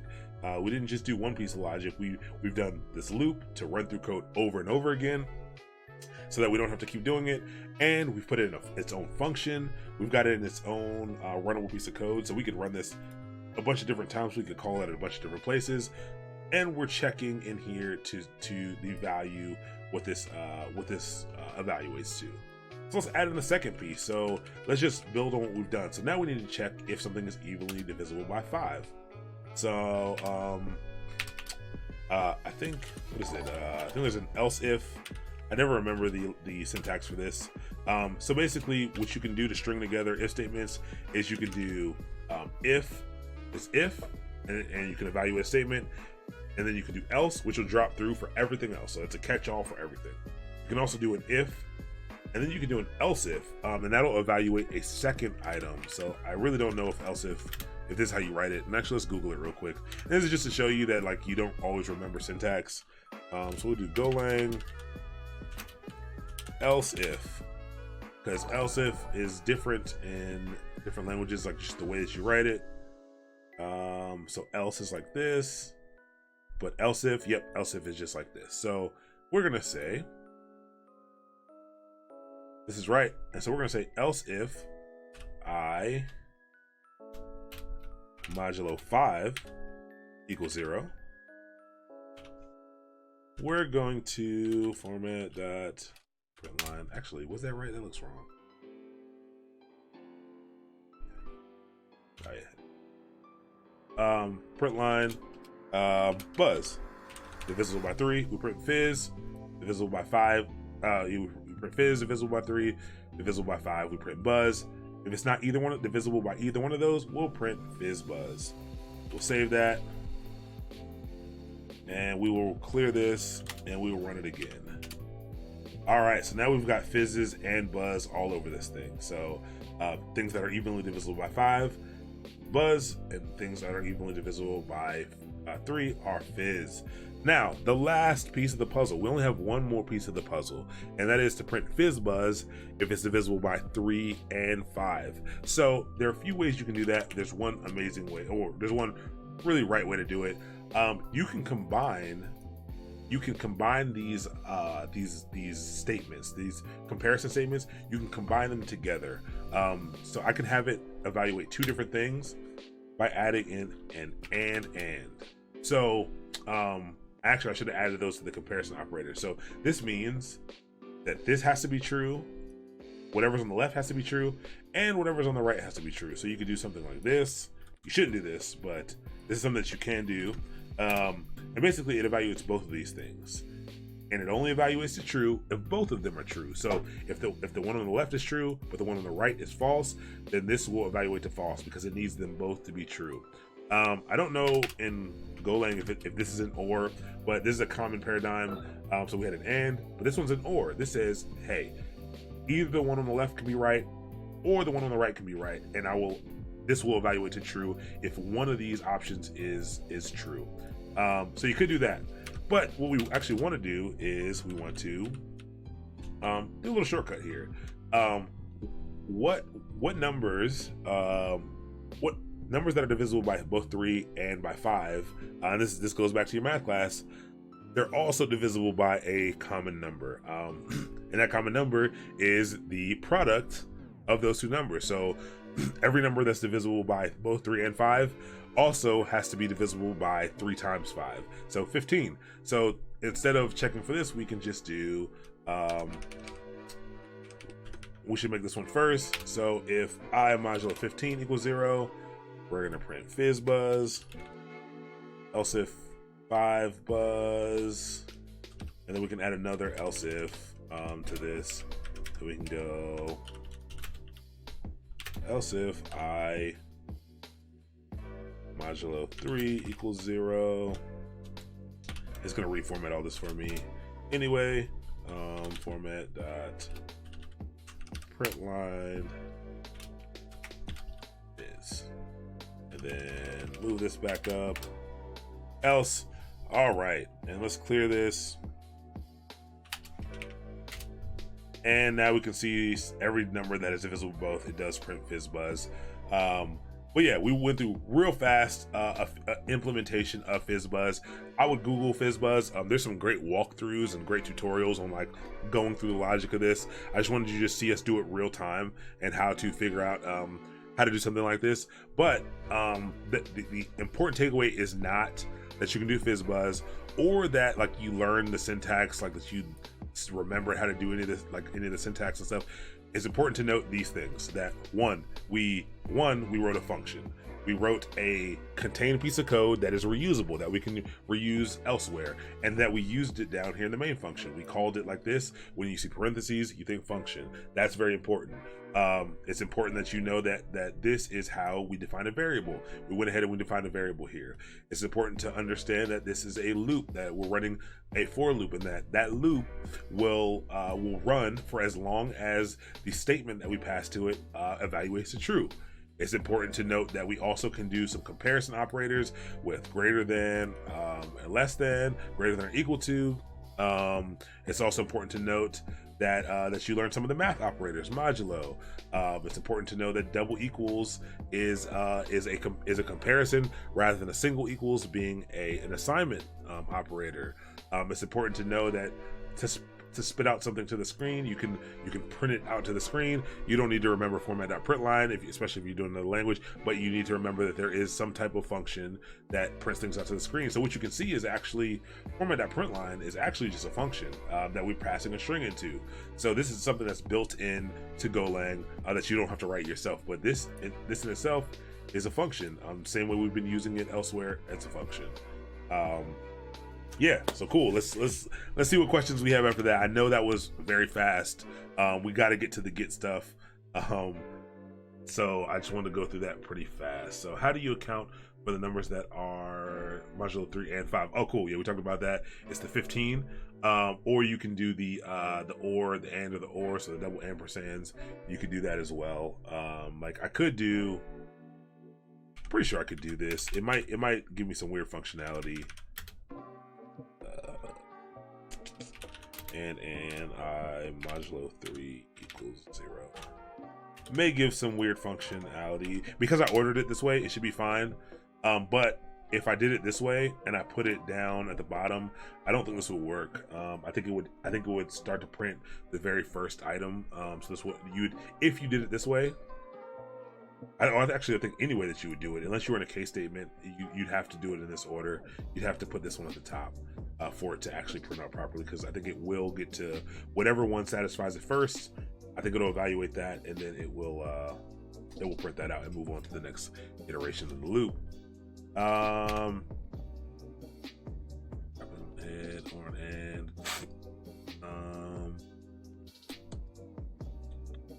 Shouldn't you break the loop once found, or at least continue once found? No. So that's actually a good question. There are ways to break out of loops once you get to something that you want. You do not need to do that. You do not need to do that here, especially for an if statement. An if statement will only evaluate to one of those options, and then it will move on. So that's why it's if else if. It'll choose the first one that it succeeds on, and then it'll shut out of this else statement. So if it matches here in the first one, it's done. It will not evaluate these two other ones. It'll only evaluate until it gets a match, and then it'll shut out of that loop and it'll go back into the for loop. So we don't need to break out of that loop. There are times we need to break out of a loop. That is especially when you're doing like a while loop. You might need to do that. But for this, you don't need to break out of that loop. That's a great question. Sometimes you do need to break out of loops. So do some more research on loops. Definitely check out loops. Make sure you understand functions. These are pretty big programming concepts. Like they're pretty important. But like we went through a lot. Like we went through a lot of different things, and you can use all these tools combined to solve. Basically, like this is all you need to do to solve all those options on exorcism.io. You kind of just run through and use the tools that we've kind of added to your tool belt, and you can get all those things solved. But cool, I really want to get to GitHub, to get into GitHub. I have some slides for that as well. So again, we'll go over more coding stuff. We'll be coding throughout the entire course. I just want to get everyone introduced to coding. This is like the one I couldn't really teach. Like this is the one you're gonna have to teach yourself. Everything else I should be able to give you pretty much all the things you're gonna need to be good at it. But programming is the one that you're just gonna have to practice. It just takes practice. So again, if you need resources, reach out. I'll provide some resources as well. All right, let's hop into the Git stuff. Git is pretty important. And this is going to be exciting. Let's get out of here,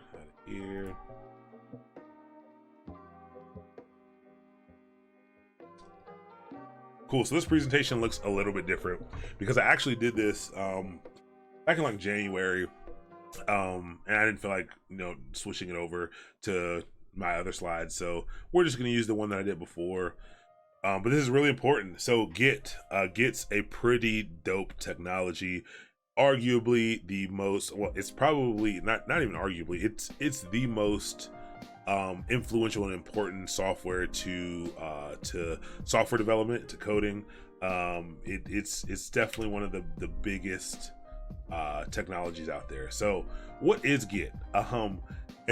Git is a version control tool or source control tool. It is a way for you when you're writing code to be able to track what you're doing, to be able to save your code, to be able to track your changes, for groups to be able to work on a code base together, and for you to be able to make changes, and for those changes to be tracked in the right way, so that it's not confusing, so there's no conflicts and things like that.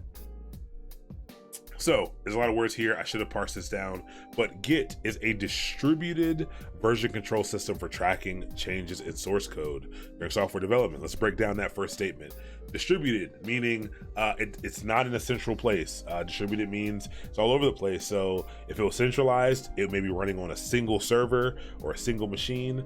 Distributed means that that it is on multiple, it's in multiple places. It is on multiple computers.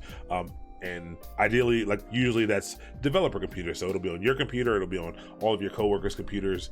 That code base will be there, and its entire history will be there as well. It's designed for coordinating work among programmers, but it can be used to track changes in any set of files. So even if you're not programming, even if you're writing documents, you can use it to track changes there, but it's mainly used for programming. Its goals include speed, data integrity, and support for distributed workflow, nonlinear workflows. So what does all that actually mean? It means that there's, again, no central version of the code base. So basically a code base, a set of files that people are working on that make up an application. Each user has a working copy of it. You basically copy down. So there is a central, there's likely going to be a central place, repository for all that code. A bunch of people are going to go ahead to the central repository and grab it, and that's how it gets distributed, and they're going to grab the full version of it, and they're going to make their changes, and they're going to work with the code base how they want. They're going to develop on top of it, and then they're going to push it back to the central repository. And all of that, Git is going to track all those changes and make sure that every time code is pushed, that it doesn't overwrite with code that you're working on, and like that all code gets pushed into the right places at the right times. So it's a very interesting technology, and it's very integral to working on a code base with a lot of developers. It does this by creating patches. So if I do a little bit of work and I basically say, hey, my work's good, I'm going to commit this code, and I'm going to basically save this state. I'm going to add to the history of this. I'm going to save it. It's going to create a patch. It's going to say, all right, from the last version of this code to this version of code, this is a little bit of the stuff that changed. It's going to create a patch for that. And then it's going to distribute that patch out to everyone else, so that they can also get those updates once you kind of push that code up. So that's a little bit confusing. We'll do that. We'll do some hands-on stuff with this to make a little more sense, and we're gonna have to zoom through this. So what is version control? So I said it was a source code repository. It's version control software. Version control systems are category of software tools that help a software team manage changes to source code over time. So if you've ever used something like Google Docs, and you make a change to it, it'll let you know when someone made a change to it. It'll say, hey, someone made a change to this 37 minutes ago, and if you click into that, it'll say, all right, actually these changes were made on April 1st, and these changes were made on March 15th, and these are the exact changes that were made this date. So it's tracking that code. It's making sure that what's going on with that code, when it's been updated, what exactly was updated, what files specifically were updated, what lines were updated, so that you can quickly develop code, you can quickly debug when things are wrong, and you can have full insight on what's going on with code. So if a mistake is made, a developer can turn back the clock and compare to earlier versions of the code to help fix that mistake, while minimizing disruption for all team members. So Git is the technology that allows you to do this. It's an open source technology. It was made by a guy named Linus Torvalds. It's the same guy who created the Linux kernel. So basically the guy who made Linux is the same guy who made Git. And I think he actually made it to help people work on the Linux kernel. So yeah, Git is pretty cool. And Git is absolutely, even if you do not care about coding, if you're interested in DevOps, if you're interested in tech, period, Git is understanding what Git does and kind of how it does it is very, very important. That's why we need to go through this today. So what is a repository? So Git manages that version history, but our code needs a home. So we said Git is distributed version control. A repository, or Git repository, is a place for our code to live. It's that central place. So for something to be distributed, I don't want to say that, but Git, the distributed version of Git, it helps if there's also a centralized place to get that code from. So that's what a Git repository is. Skip something. Yeah, so it's again, it's just a place for all of those files and that history to be stored in a centralized place. And the biggest Git repository is GitHub. So even if you have no idea what Git is, you've probably heard of GitHub. GitHub and Git they're not the same thing. People usually, when they think of Git, mainly think of GitHub. It's kind of like the Kleenex tissue thing. Like, yeah, GitHub is a company that, and they're a source code repository. They're a Git repository, but they have nothing to do with the Git technology. But what all this is a place, is a home for your code. So it's a place where you can use to push all your code up, to track all those changes in a central place. GitHub is by far the biggest source code repository. It is owned by Microsoft right now. Microsoft acquired it last year or 2 years ago.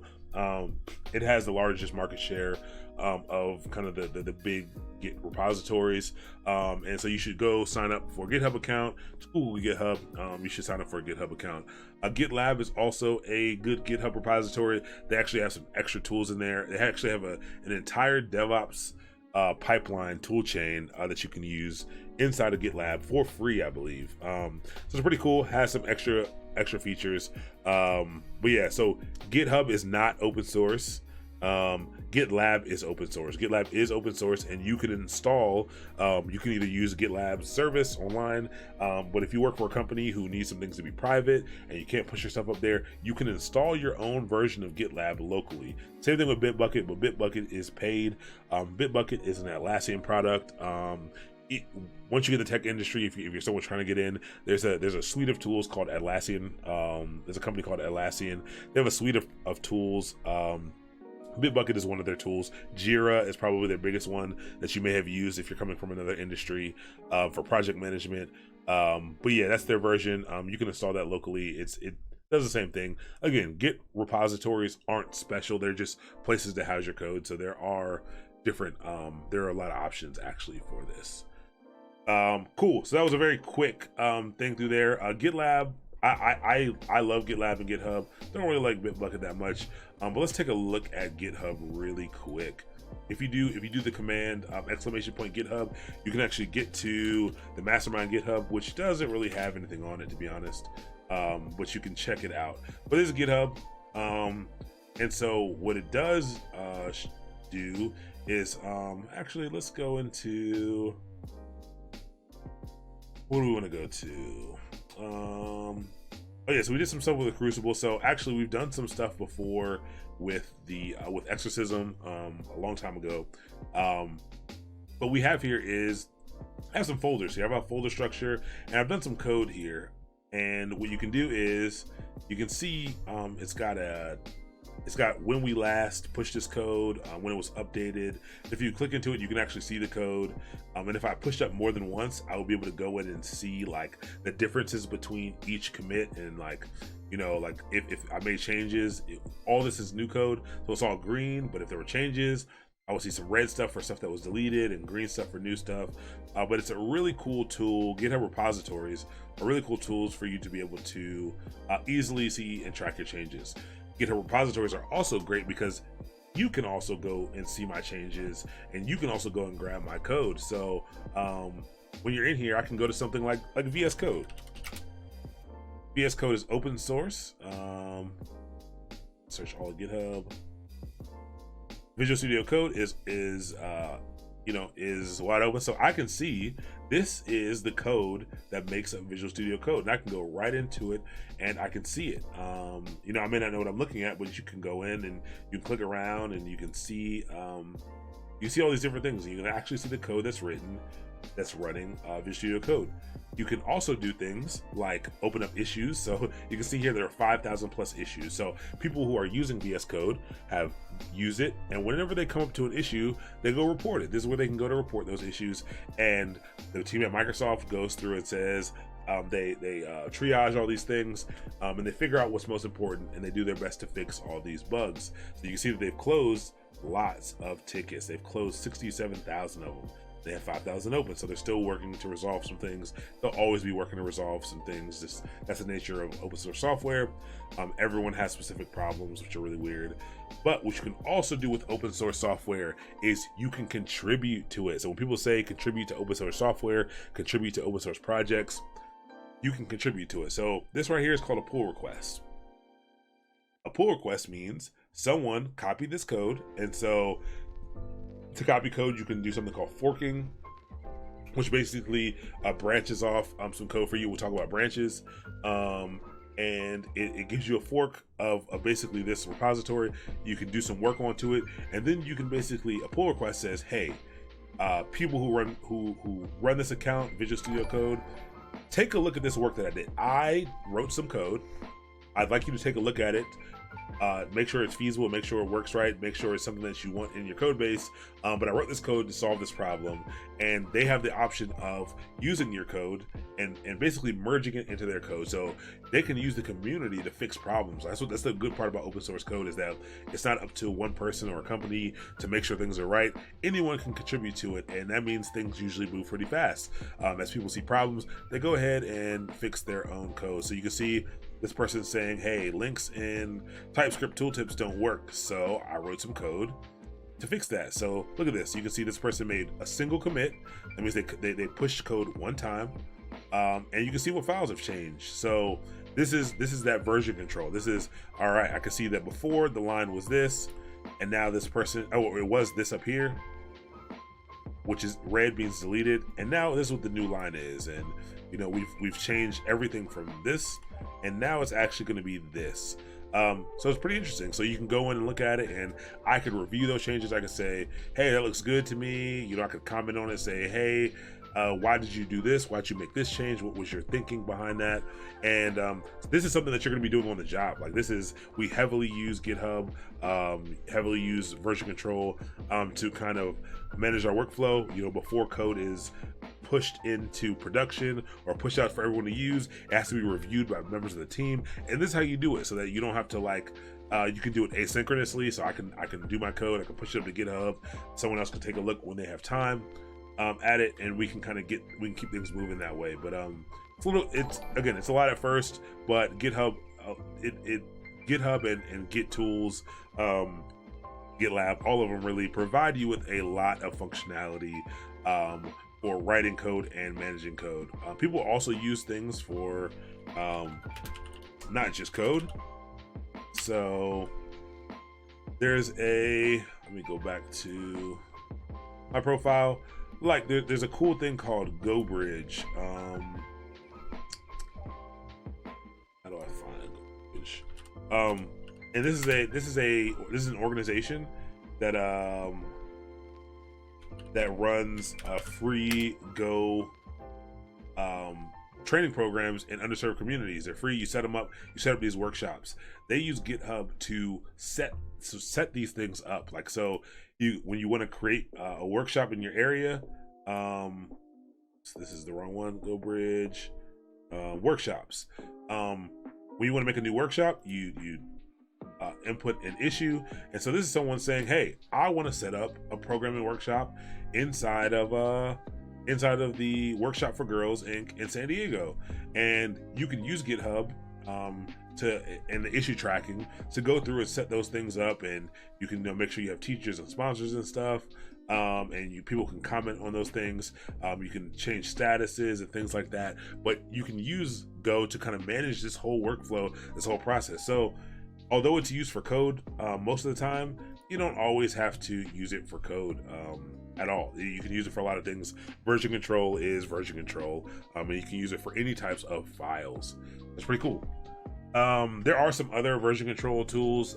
There's some older things like SVN, and I think it's called Mercurial. There's I want to say Microsoft had something or has something called TVS. Git is going to be the one you're going to focus on, that you want to focus on. And again, GitHub is simply a site that lets you, it's a repository. GitLab, another cool one. You should definitely check out GitLab too.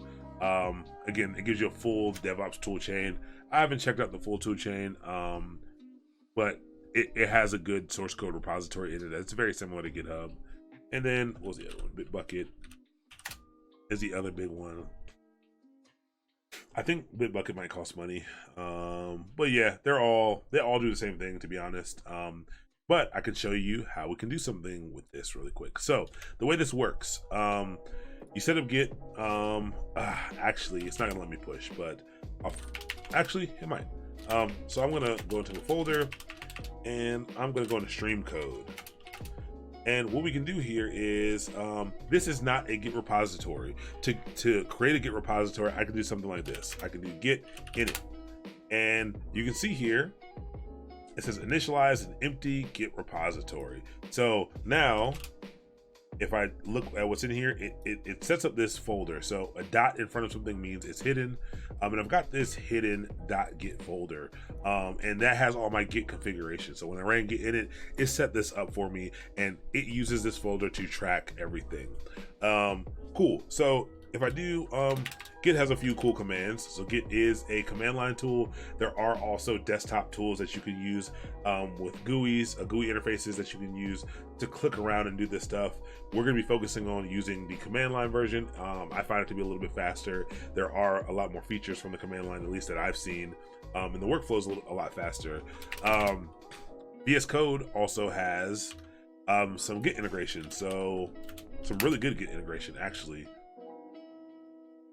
This little tab over on the left, if the folder that you're in is a Git repository, it will track it. So you can see here, if I scroll over this, it says source control, and it says I have 4 pending changes because there are 4 files in there, and they're not a part of anything. So it's saying, hey, you've got these 4 different things that are pending, changes. So cool. So if I do an ls on this, you can see that there are 4 files in here, and that's why there are 4 things. There are 4 different files in there.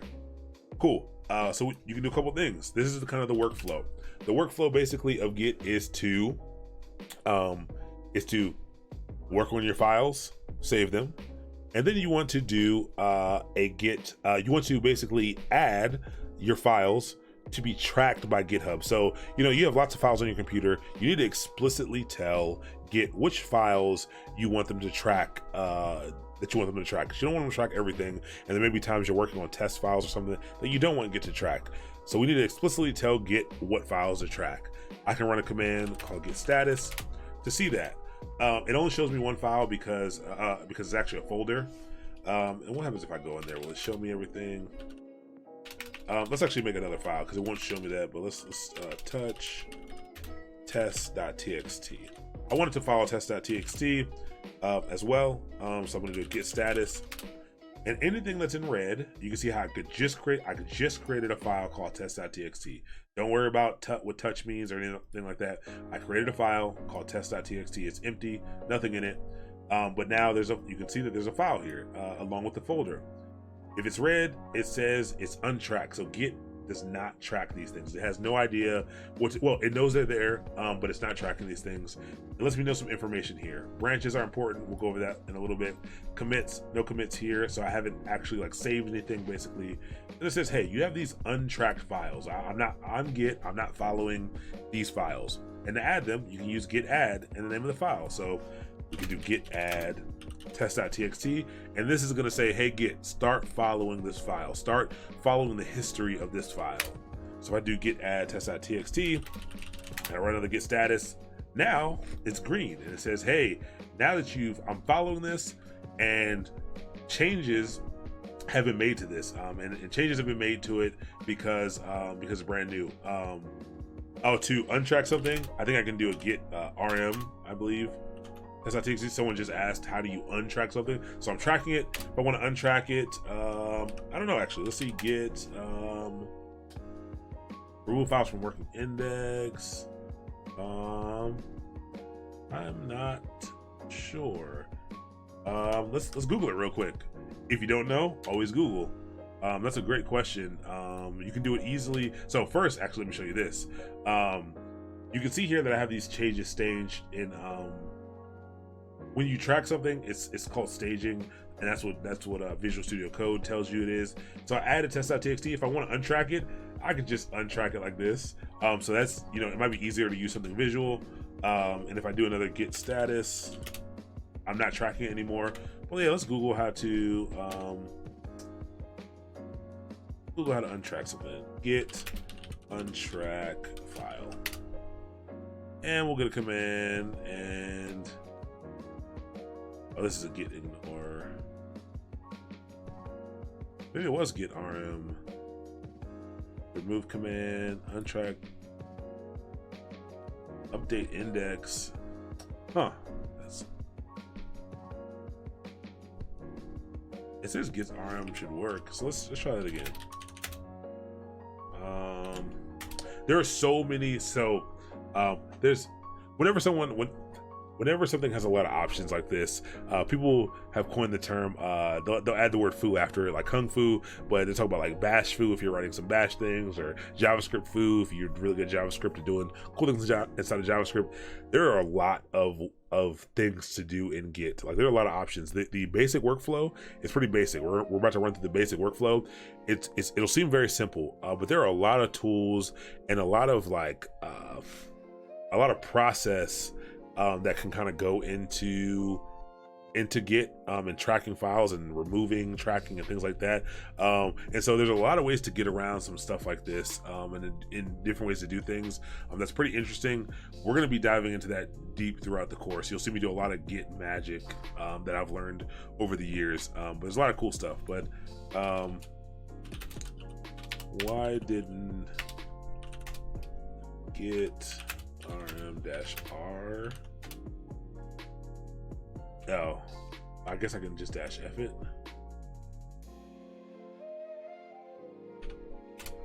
For force, and okay, cool. So we've uncommitted it, but now is it gone? Oh, I actually removed the file. Okay, well, that's interesting. We'll figure that out later. But we'll make it again. I think I should have added. I think if I just added the. Oh, it says it right there. So don't do what I just did. Don't run through things quickly. The answer is right here.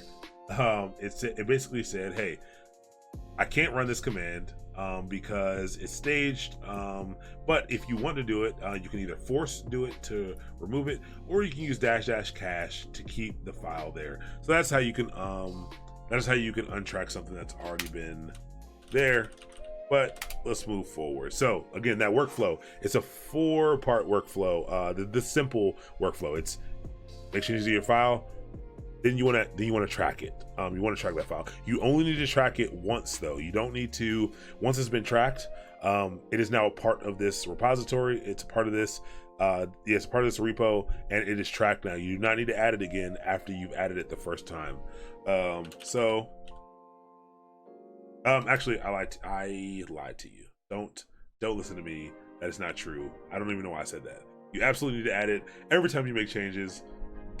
Yes, you need to add it every time you make changes. So we do a git status. We'll git add these things. Don't get into the. I'm gonna add a dot here. Actually, I'm not gonna add a dot here because I don't want to teach you really bad things.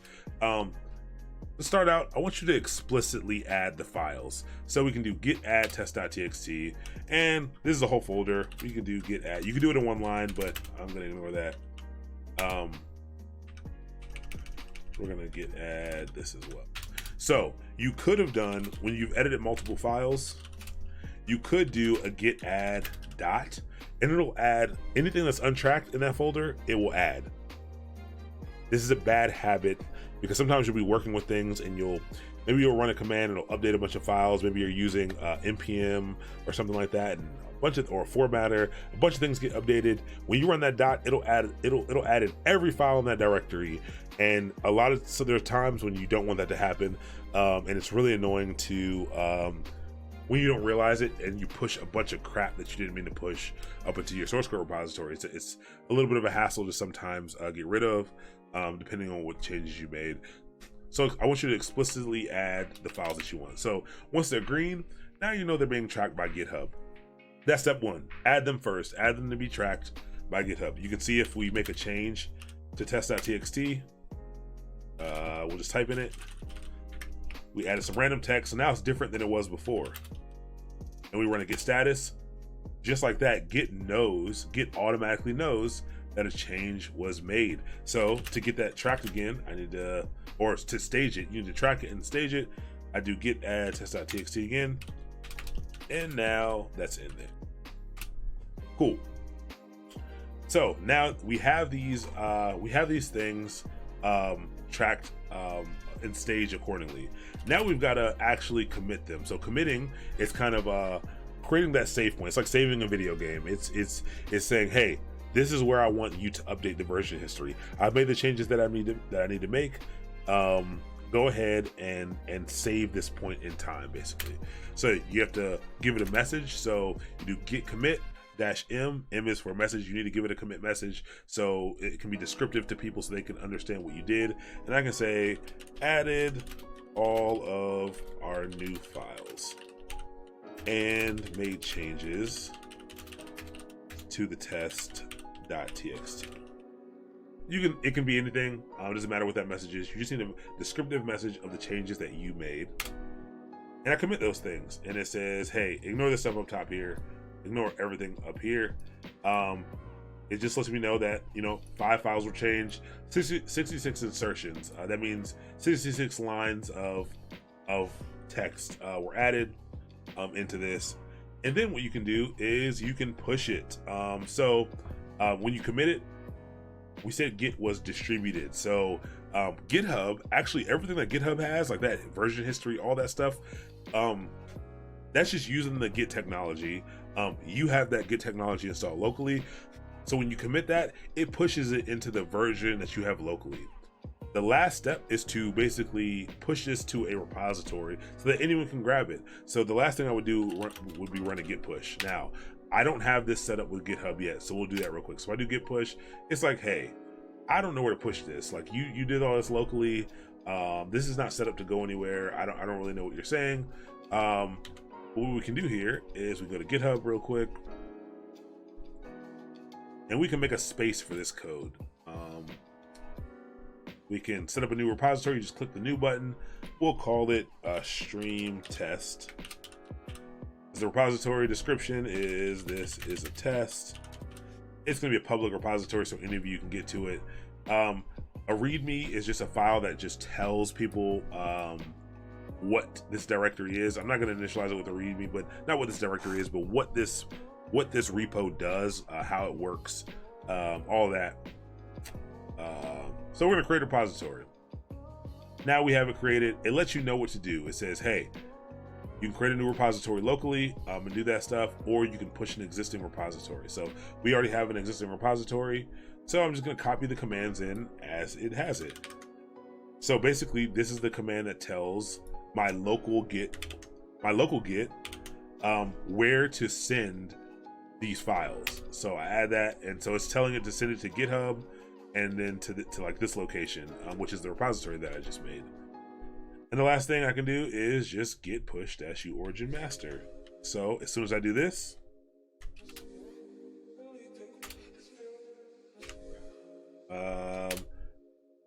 let's actually, hold on, sorry, git config. So I told you to ignore this stuff up here. This is just some like authentication stuff that you have to do. I'm gonna send you all a Git tutorial, so don't sweat this. -- global user dot name.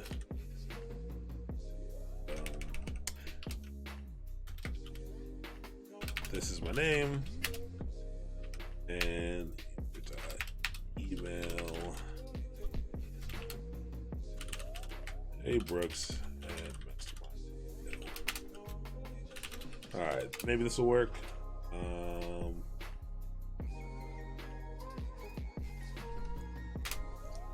Okay, so I think I have. Do I have two? Okay. So this doesn't work because I have something called two-factor authentication set up on my GitHub. This means I can only push via if I have my public key set up. This is a stream. This is a stream VM. I don't have that set up. I'm not going to set it up now because we only have 6 minutes left.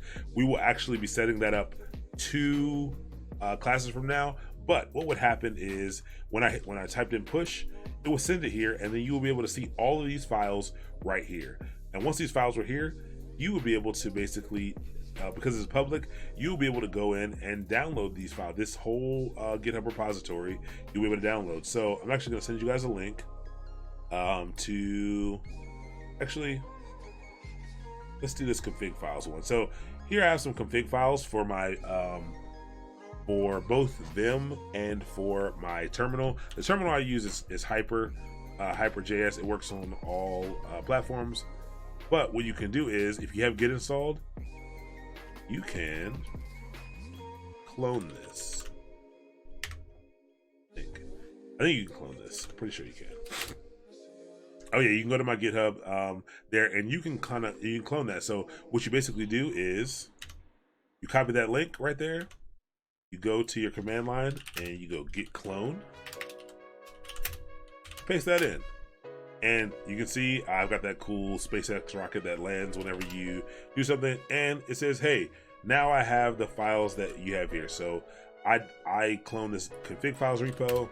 If I go in here, I have the files that I'm expecting. So I have all these files, and if we looked here and then we looked in the actual repo, you can see this is the same code that is in this file. And so just like that, you can easily pass around code to people. So I can write some code, and then you can take over, and I can upload it into to GitHub, and then you can download it, and you can pull my changes down, and you can make changes, and me and you can be making changes to the same file at the exact same time. And Git will create patches as we push things. So let's say we both make 2 different changes, and I push 2 seconds before you push. When you try to go push, it'll say, "Hey, back up real quick. We have changes since the last time you pushed. So we need you to first pull those changes down to your local computer." So you would do a git pull. It would basically take those patches, apply them to your code. So now you would have my code locally to your computer. And once that happened, it would merge that code together. If there were some conflicts, like if we both were making similar changes to the same places, it would make you go through and resolve those conflicts first. You had to do that manually, which kind of sucks. But once that's done, you would be able to push your code up, and then both of our code would be up there. And so you can see how with remote teams and lots of people working on the same code base, that will be important. It would be very odd if there was no logic like that to determine who's messing with what files at what time. Maybe I've made some changes to a file and I push those things, and if you made changes to the same file and it's just going to take your code because you pushed it after me, how do you get those changes that I made? How do you not overwrite the changes that I made? So Git is it's sometimes a little cumbersome, but it is a way for you to be able to work on files collaboratively, and to keep that entire version history. So every little thing that's done, Git keeps track of that. Cool, and I think that is everything. That's everything I have for Git. All right, cool. That's 2 minutes left. So any questions? Let me start going through and looking at these questions. So that was a lot, and I think the next time we run through this, I think next time we run through the boot camp, I might extend the programming piece by one more stream, because we had to rush through all that pretty quick, and this was kind of the deep stuff here. A space in between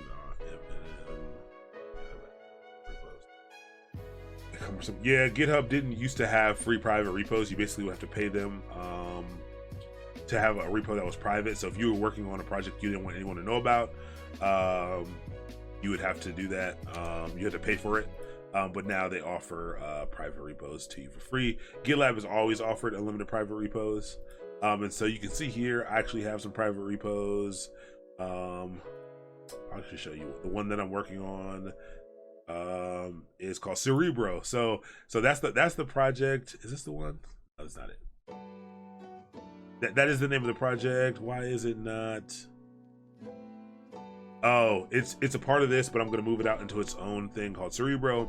But I built this cool little JavaScript app, and this is going to be what we use to kind of build out that site template. I'm using a static site generator, and I basically have this this JavaScript file that kind of parses through YAML files. So basically the goal that we're going to have, and I'm glad we're going to take a few minutes to talk about this, is again, I talked about the content on the internet not being curated for people. So there's a lot of free content out there on YouTube. There's tons of content to learn how to code, tons of content to learn about cloud computing, but how do you put that together into a course? So we've got lynda.com, we've got Pluralsight, we've got things like Linux Academy, who have structured videos, and they make their own content. But again, that content is already out there.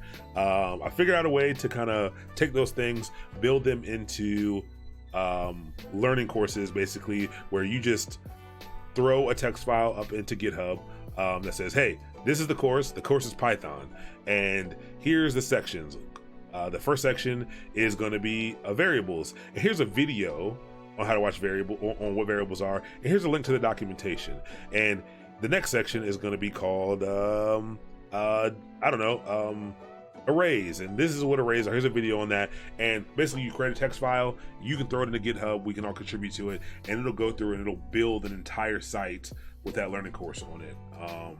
So yeah, that will be, again, I'm trying to get that out sometime this weekend. I gotta get I broke my site trying to release it, actually, so I need to go ahead. Oh wait, actually it might be back up. All right, we're back up, but the new stuff's not out yet, but we will be doing that. But cool, here's what I want you to do. Here's the homework, and here is my advice for really taking what we've learned over the past few classes and expanding upon it. Again, you should probably be the most confused after this. You'll be more confused right now at the end of this section than you will be at the end of any other section throughout the rest of this boot camp. And I wanted to do that first just to get it out of the way, to get this weird thing out of the way. But head over to exorcism.io and check that out. Watch a few videos on how to use it. Watch a few videos on how to use it. But you can use this to be able to practice problems. There's a mentored mode, so like you can work through problems, and if you can't figure it out, you can push your code and someone will give you advice on what to do.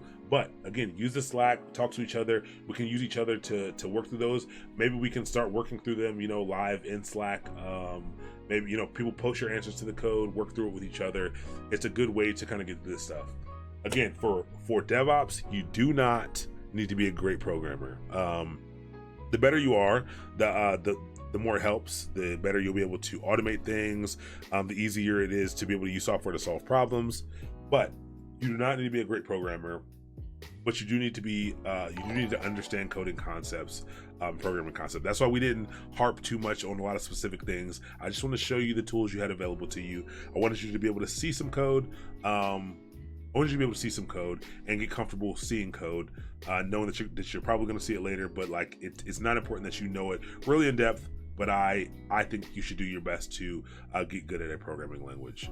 So hop on Exorcism, pick a language. Again, if you want my advice, I actually wouldn't recommend learning Golang to start out if this is your very first language you're learning. I'd recommend learning Python. Go back to some of my other videos, the last video and the video before, to realize to see why we did not use Python. But yeah, try Python, try JavaScript. I think those are a little more approachable languages. A little more approachable languages. You're having issues with Exorcism on Windows and Mac, reach out to me in the Slack. I will do my best to help you. Maybe we can go through a screen share or something, or maybe I'll make a video on a little video running through getting it installed on Windows, Mac, and Linux. People can follow. But DevOps, what is DevOps used for? DevOps is used for it's a cultural change, really.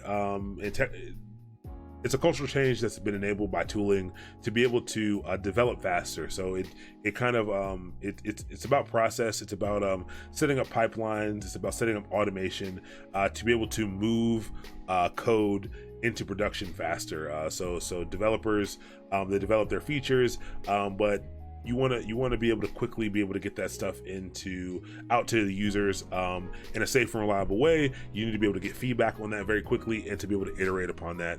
DevOps is working through those processes and setting up that automation, setting up those pipelines to be able to move code quickly.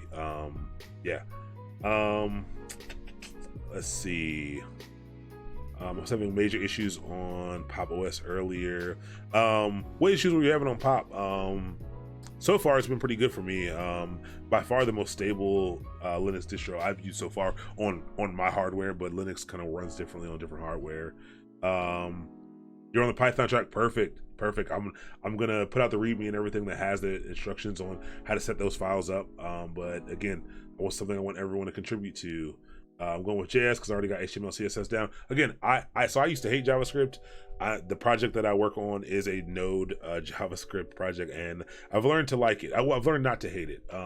It's definitely got its place. Cool. Have you read the Phoenix Project? I have read the Phoenix Project. Everyone who's genuinely interested in DevOps should read the Phoenix Project. It's a pretty cool book about a project. It's an interesting book. I think everyone should check out. It's an easy read. It's a quick read. I would check that out. Yes, the first time you're running through the Exorcism install, it can be tricky. It will be a lot less tricky, especially if you're on Linux after the next 4 streams. So for the next 2 weeks, we're going to be learning. Next week and the week after, we're going to be learning Linux, and we're going to be diving deep into that. That's gonna. I'm pretty confident it's gonna make even a lot of the stuff that we did here make a lot more sense. And I think you're gonna feel. I think at the end of the Linux one, because there's a lot of instant gratification, I think that's where you all are gonna feel motivated and like you're making significant progress just from the stuff that we're doing there. And I think it's gonna make things seem a little less. You're gonna start to do things and you're like, this isn't so bad. Like, it's not so bad at all.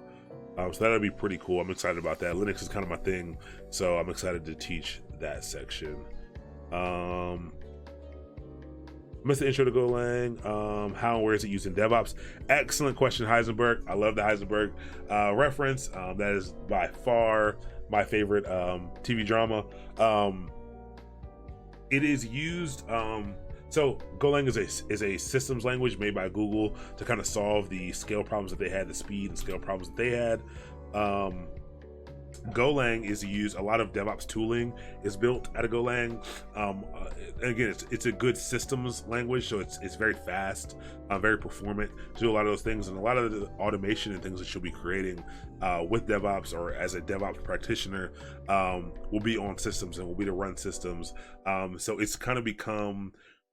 It's kind of become a language of DevOps engineers. So if you do some searches on it, if you go to Indeed or Monster and you search for Golang, a lot of DevOps positions will pop up because it's becoming more and more popular in the DevOps community, along with Python. Python's kind of the big language for DevOps, but Go is getting a lot bigger for that.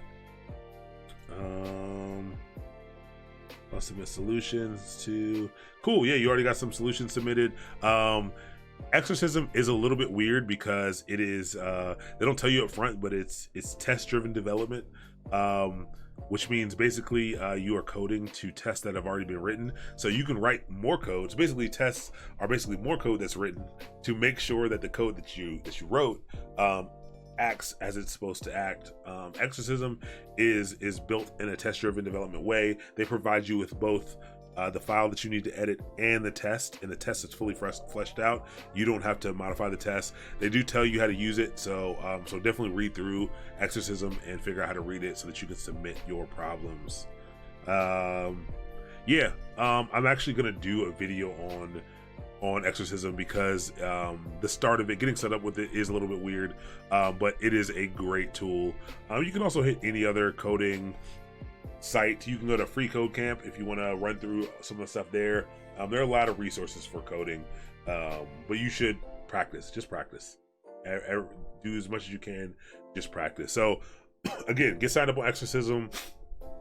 Just practice. If you want to start learning a new language, if you run through this, even if you're confused, watch if you go try to learn JavaScript, how fast you'll get through the first few sections, because they're going to be talking about things like variables, and you know what a variable is, and they're going to be talking about things like data types, and you know what types are now, and they're going to be talking about how to do math, and you know how to do math now.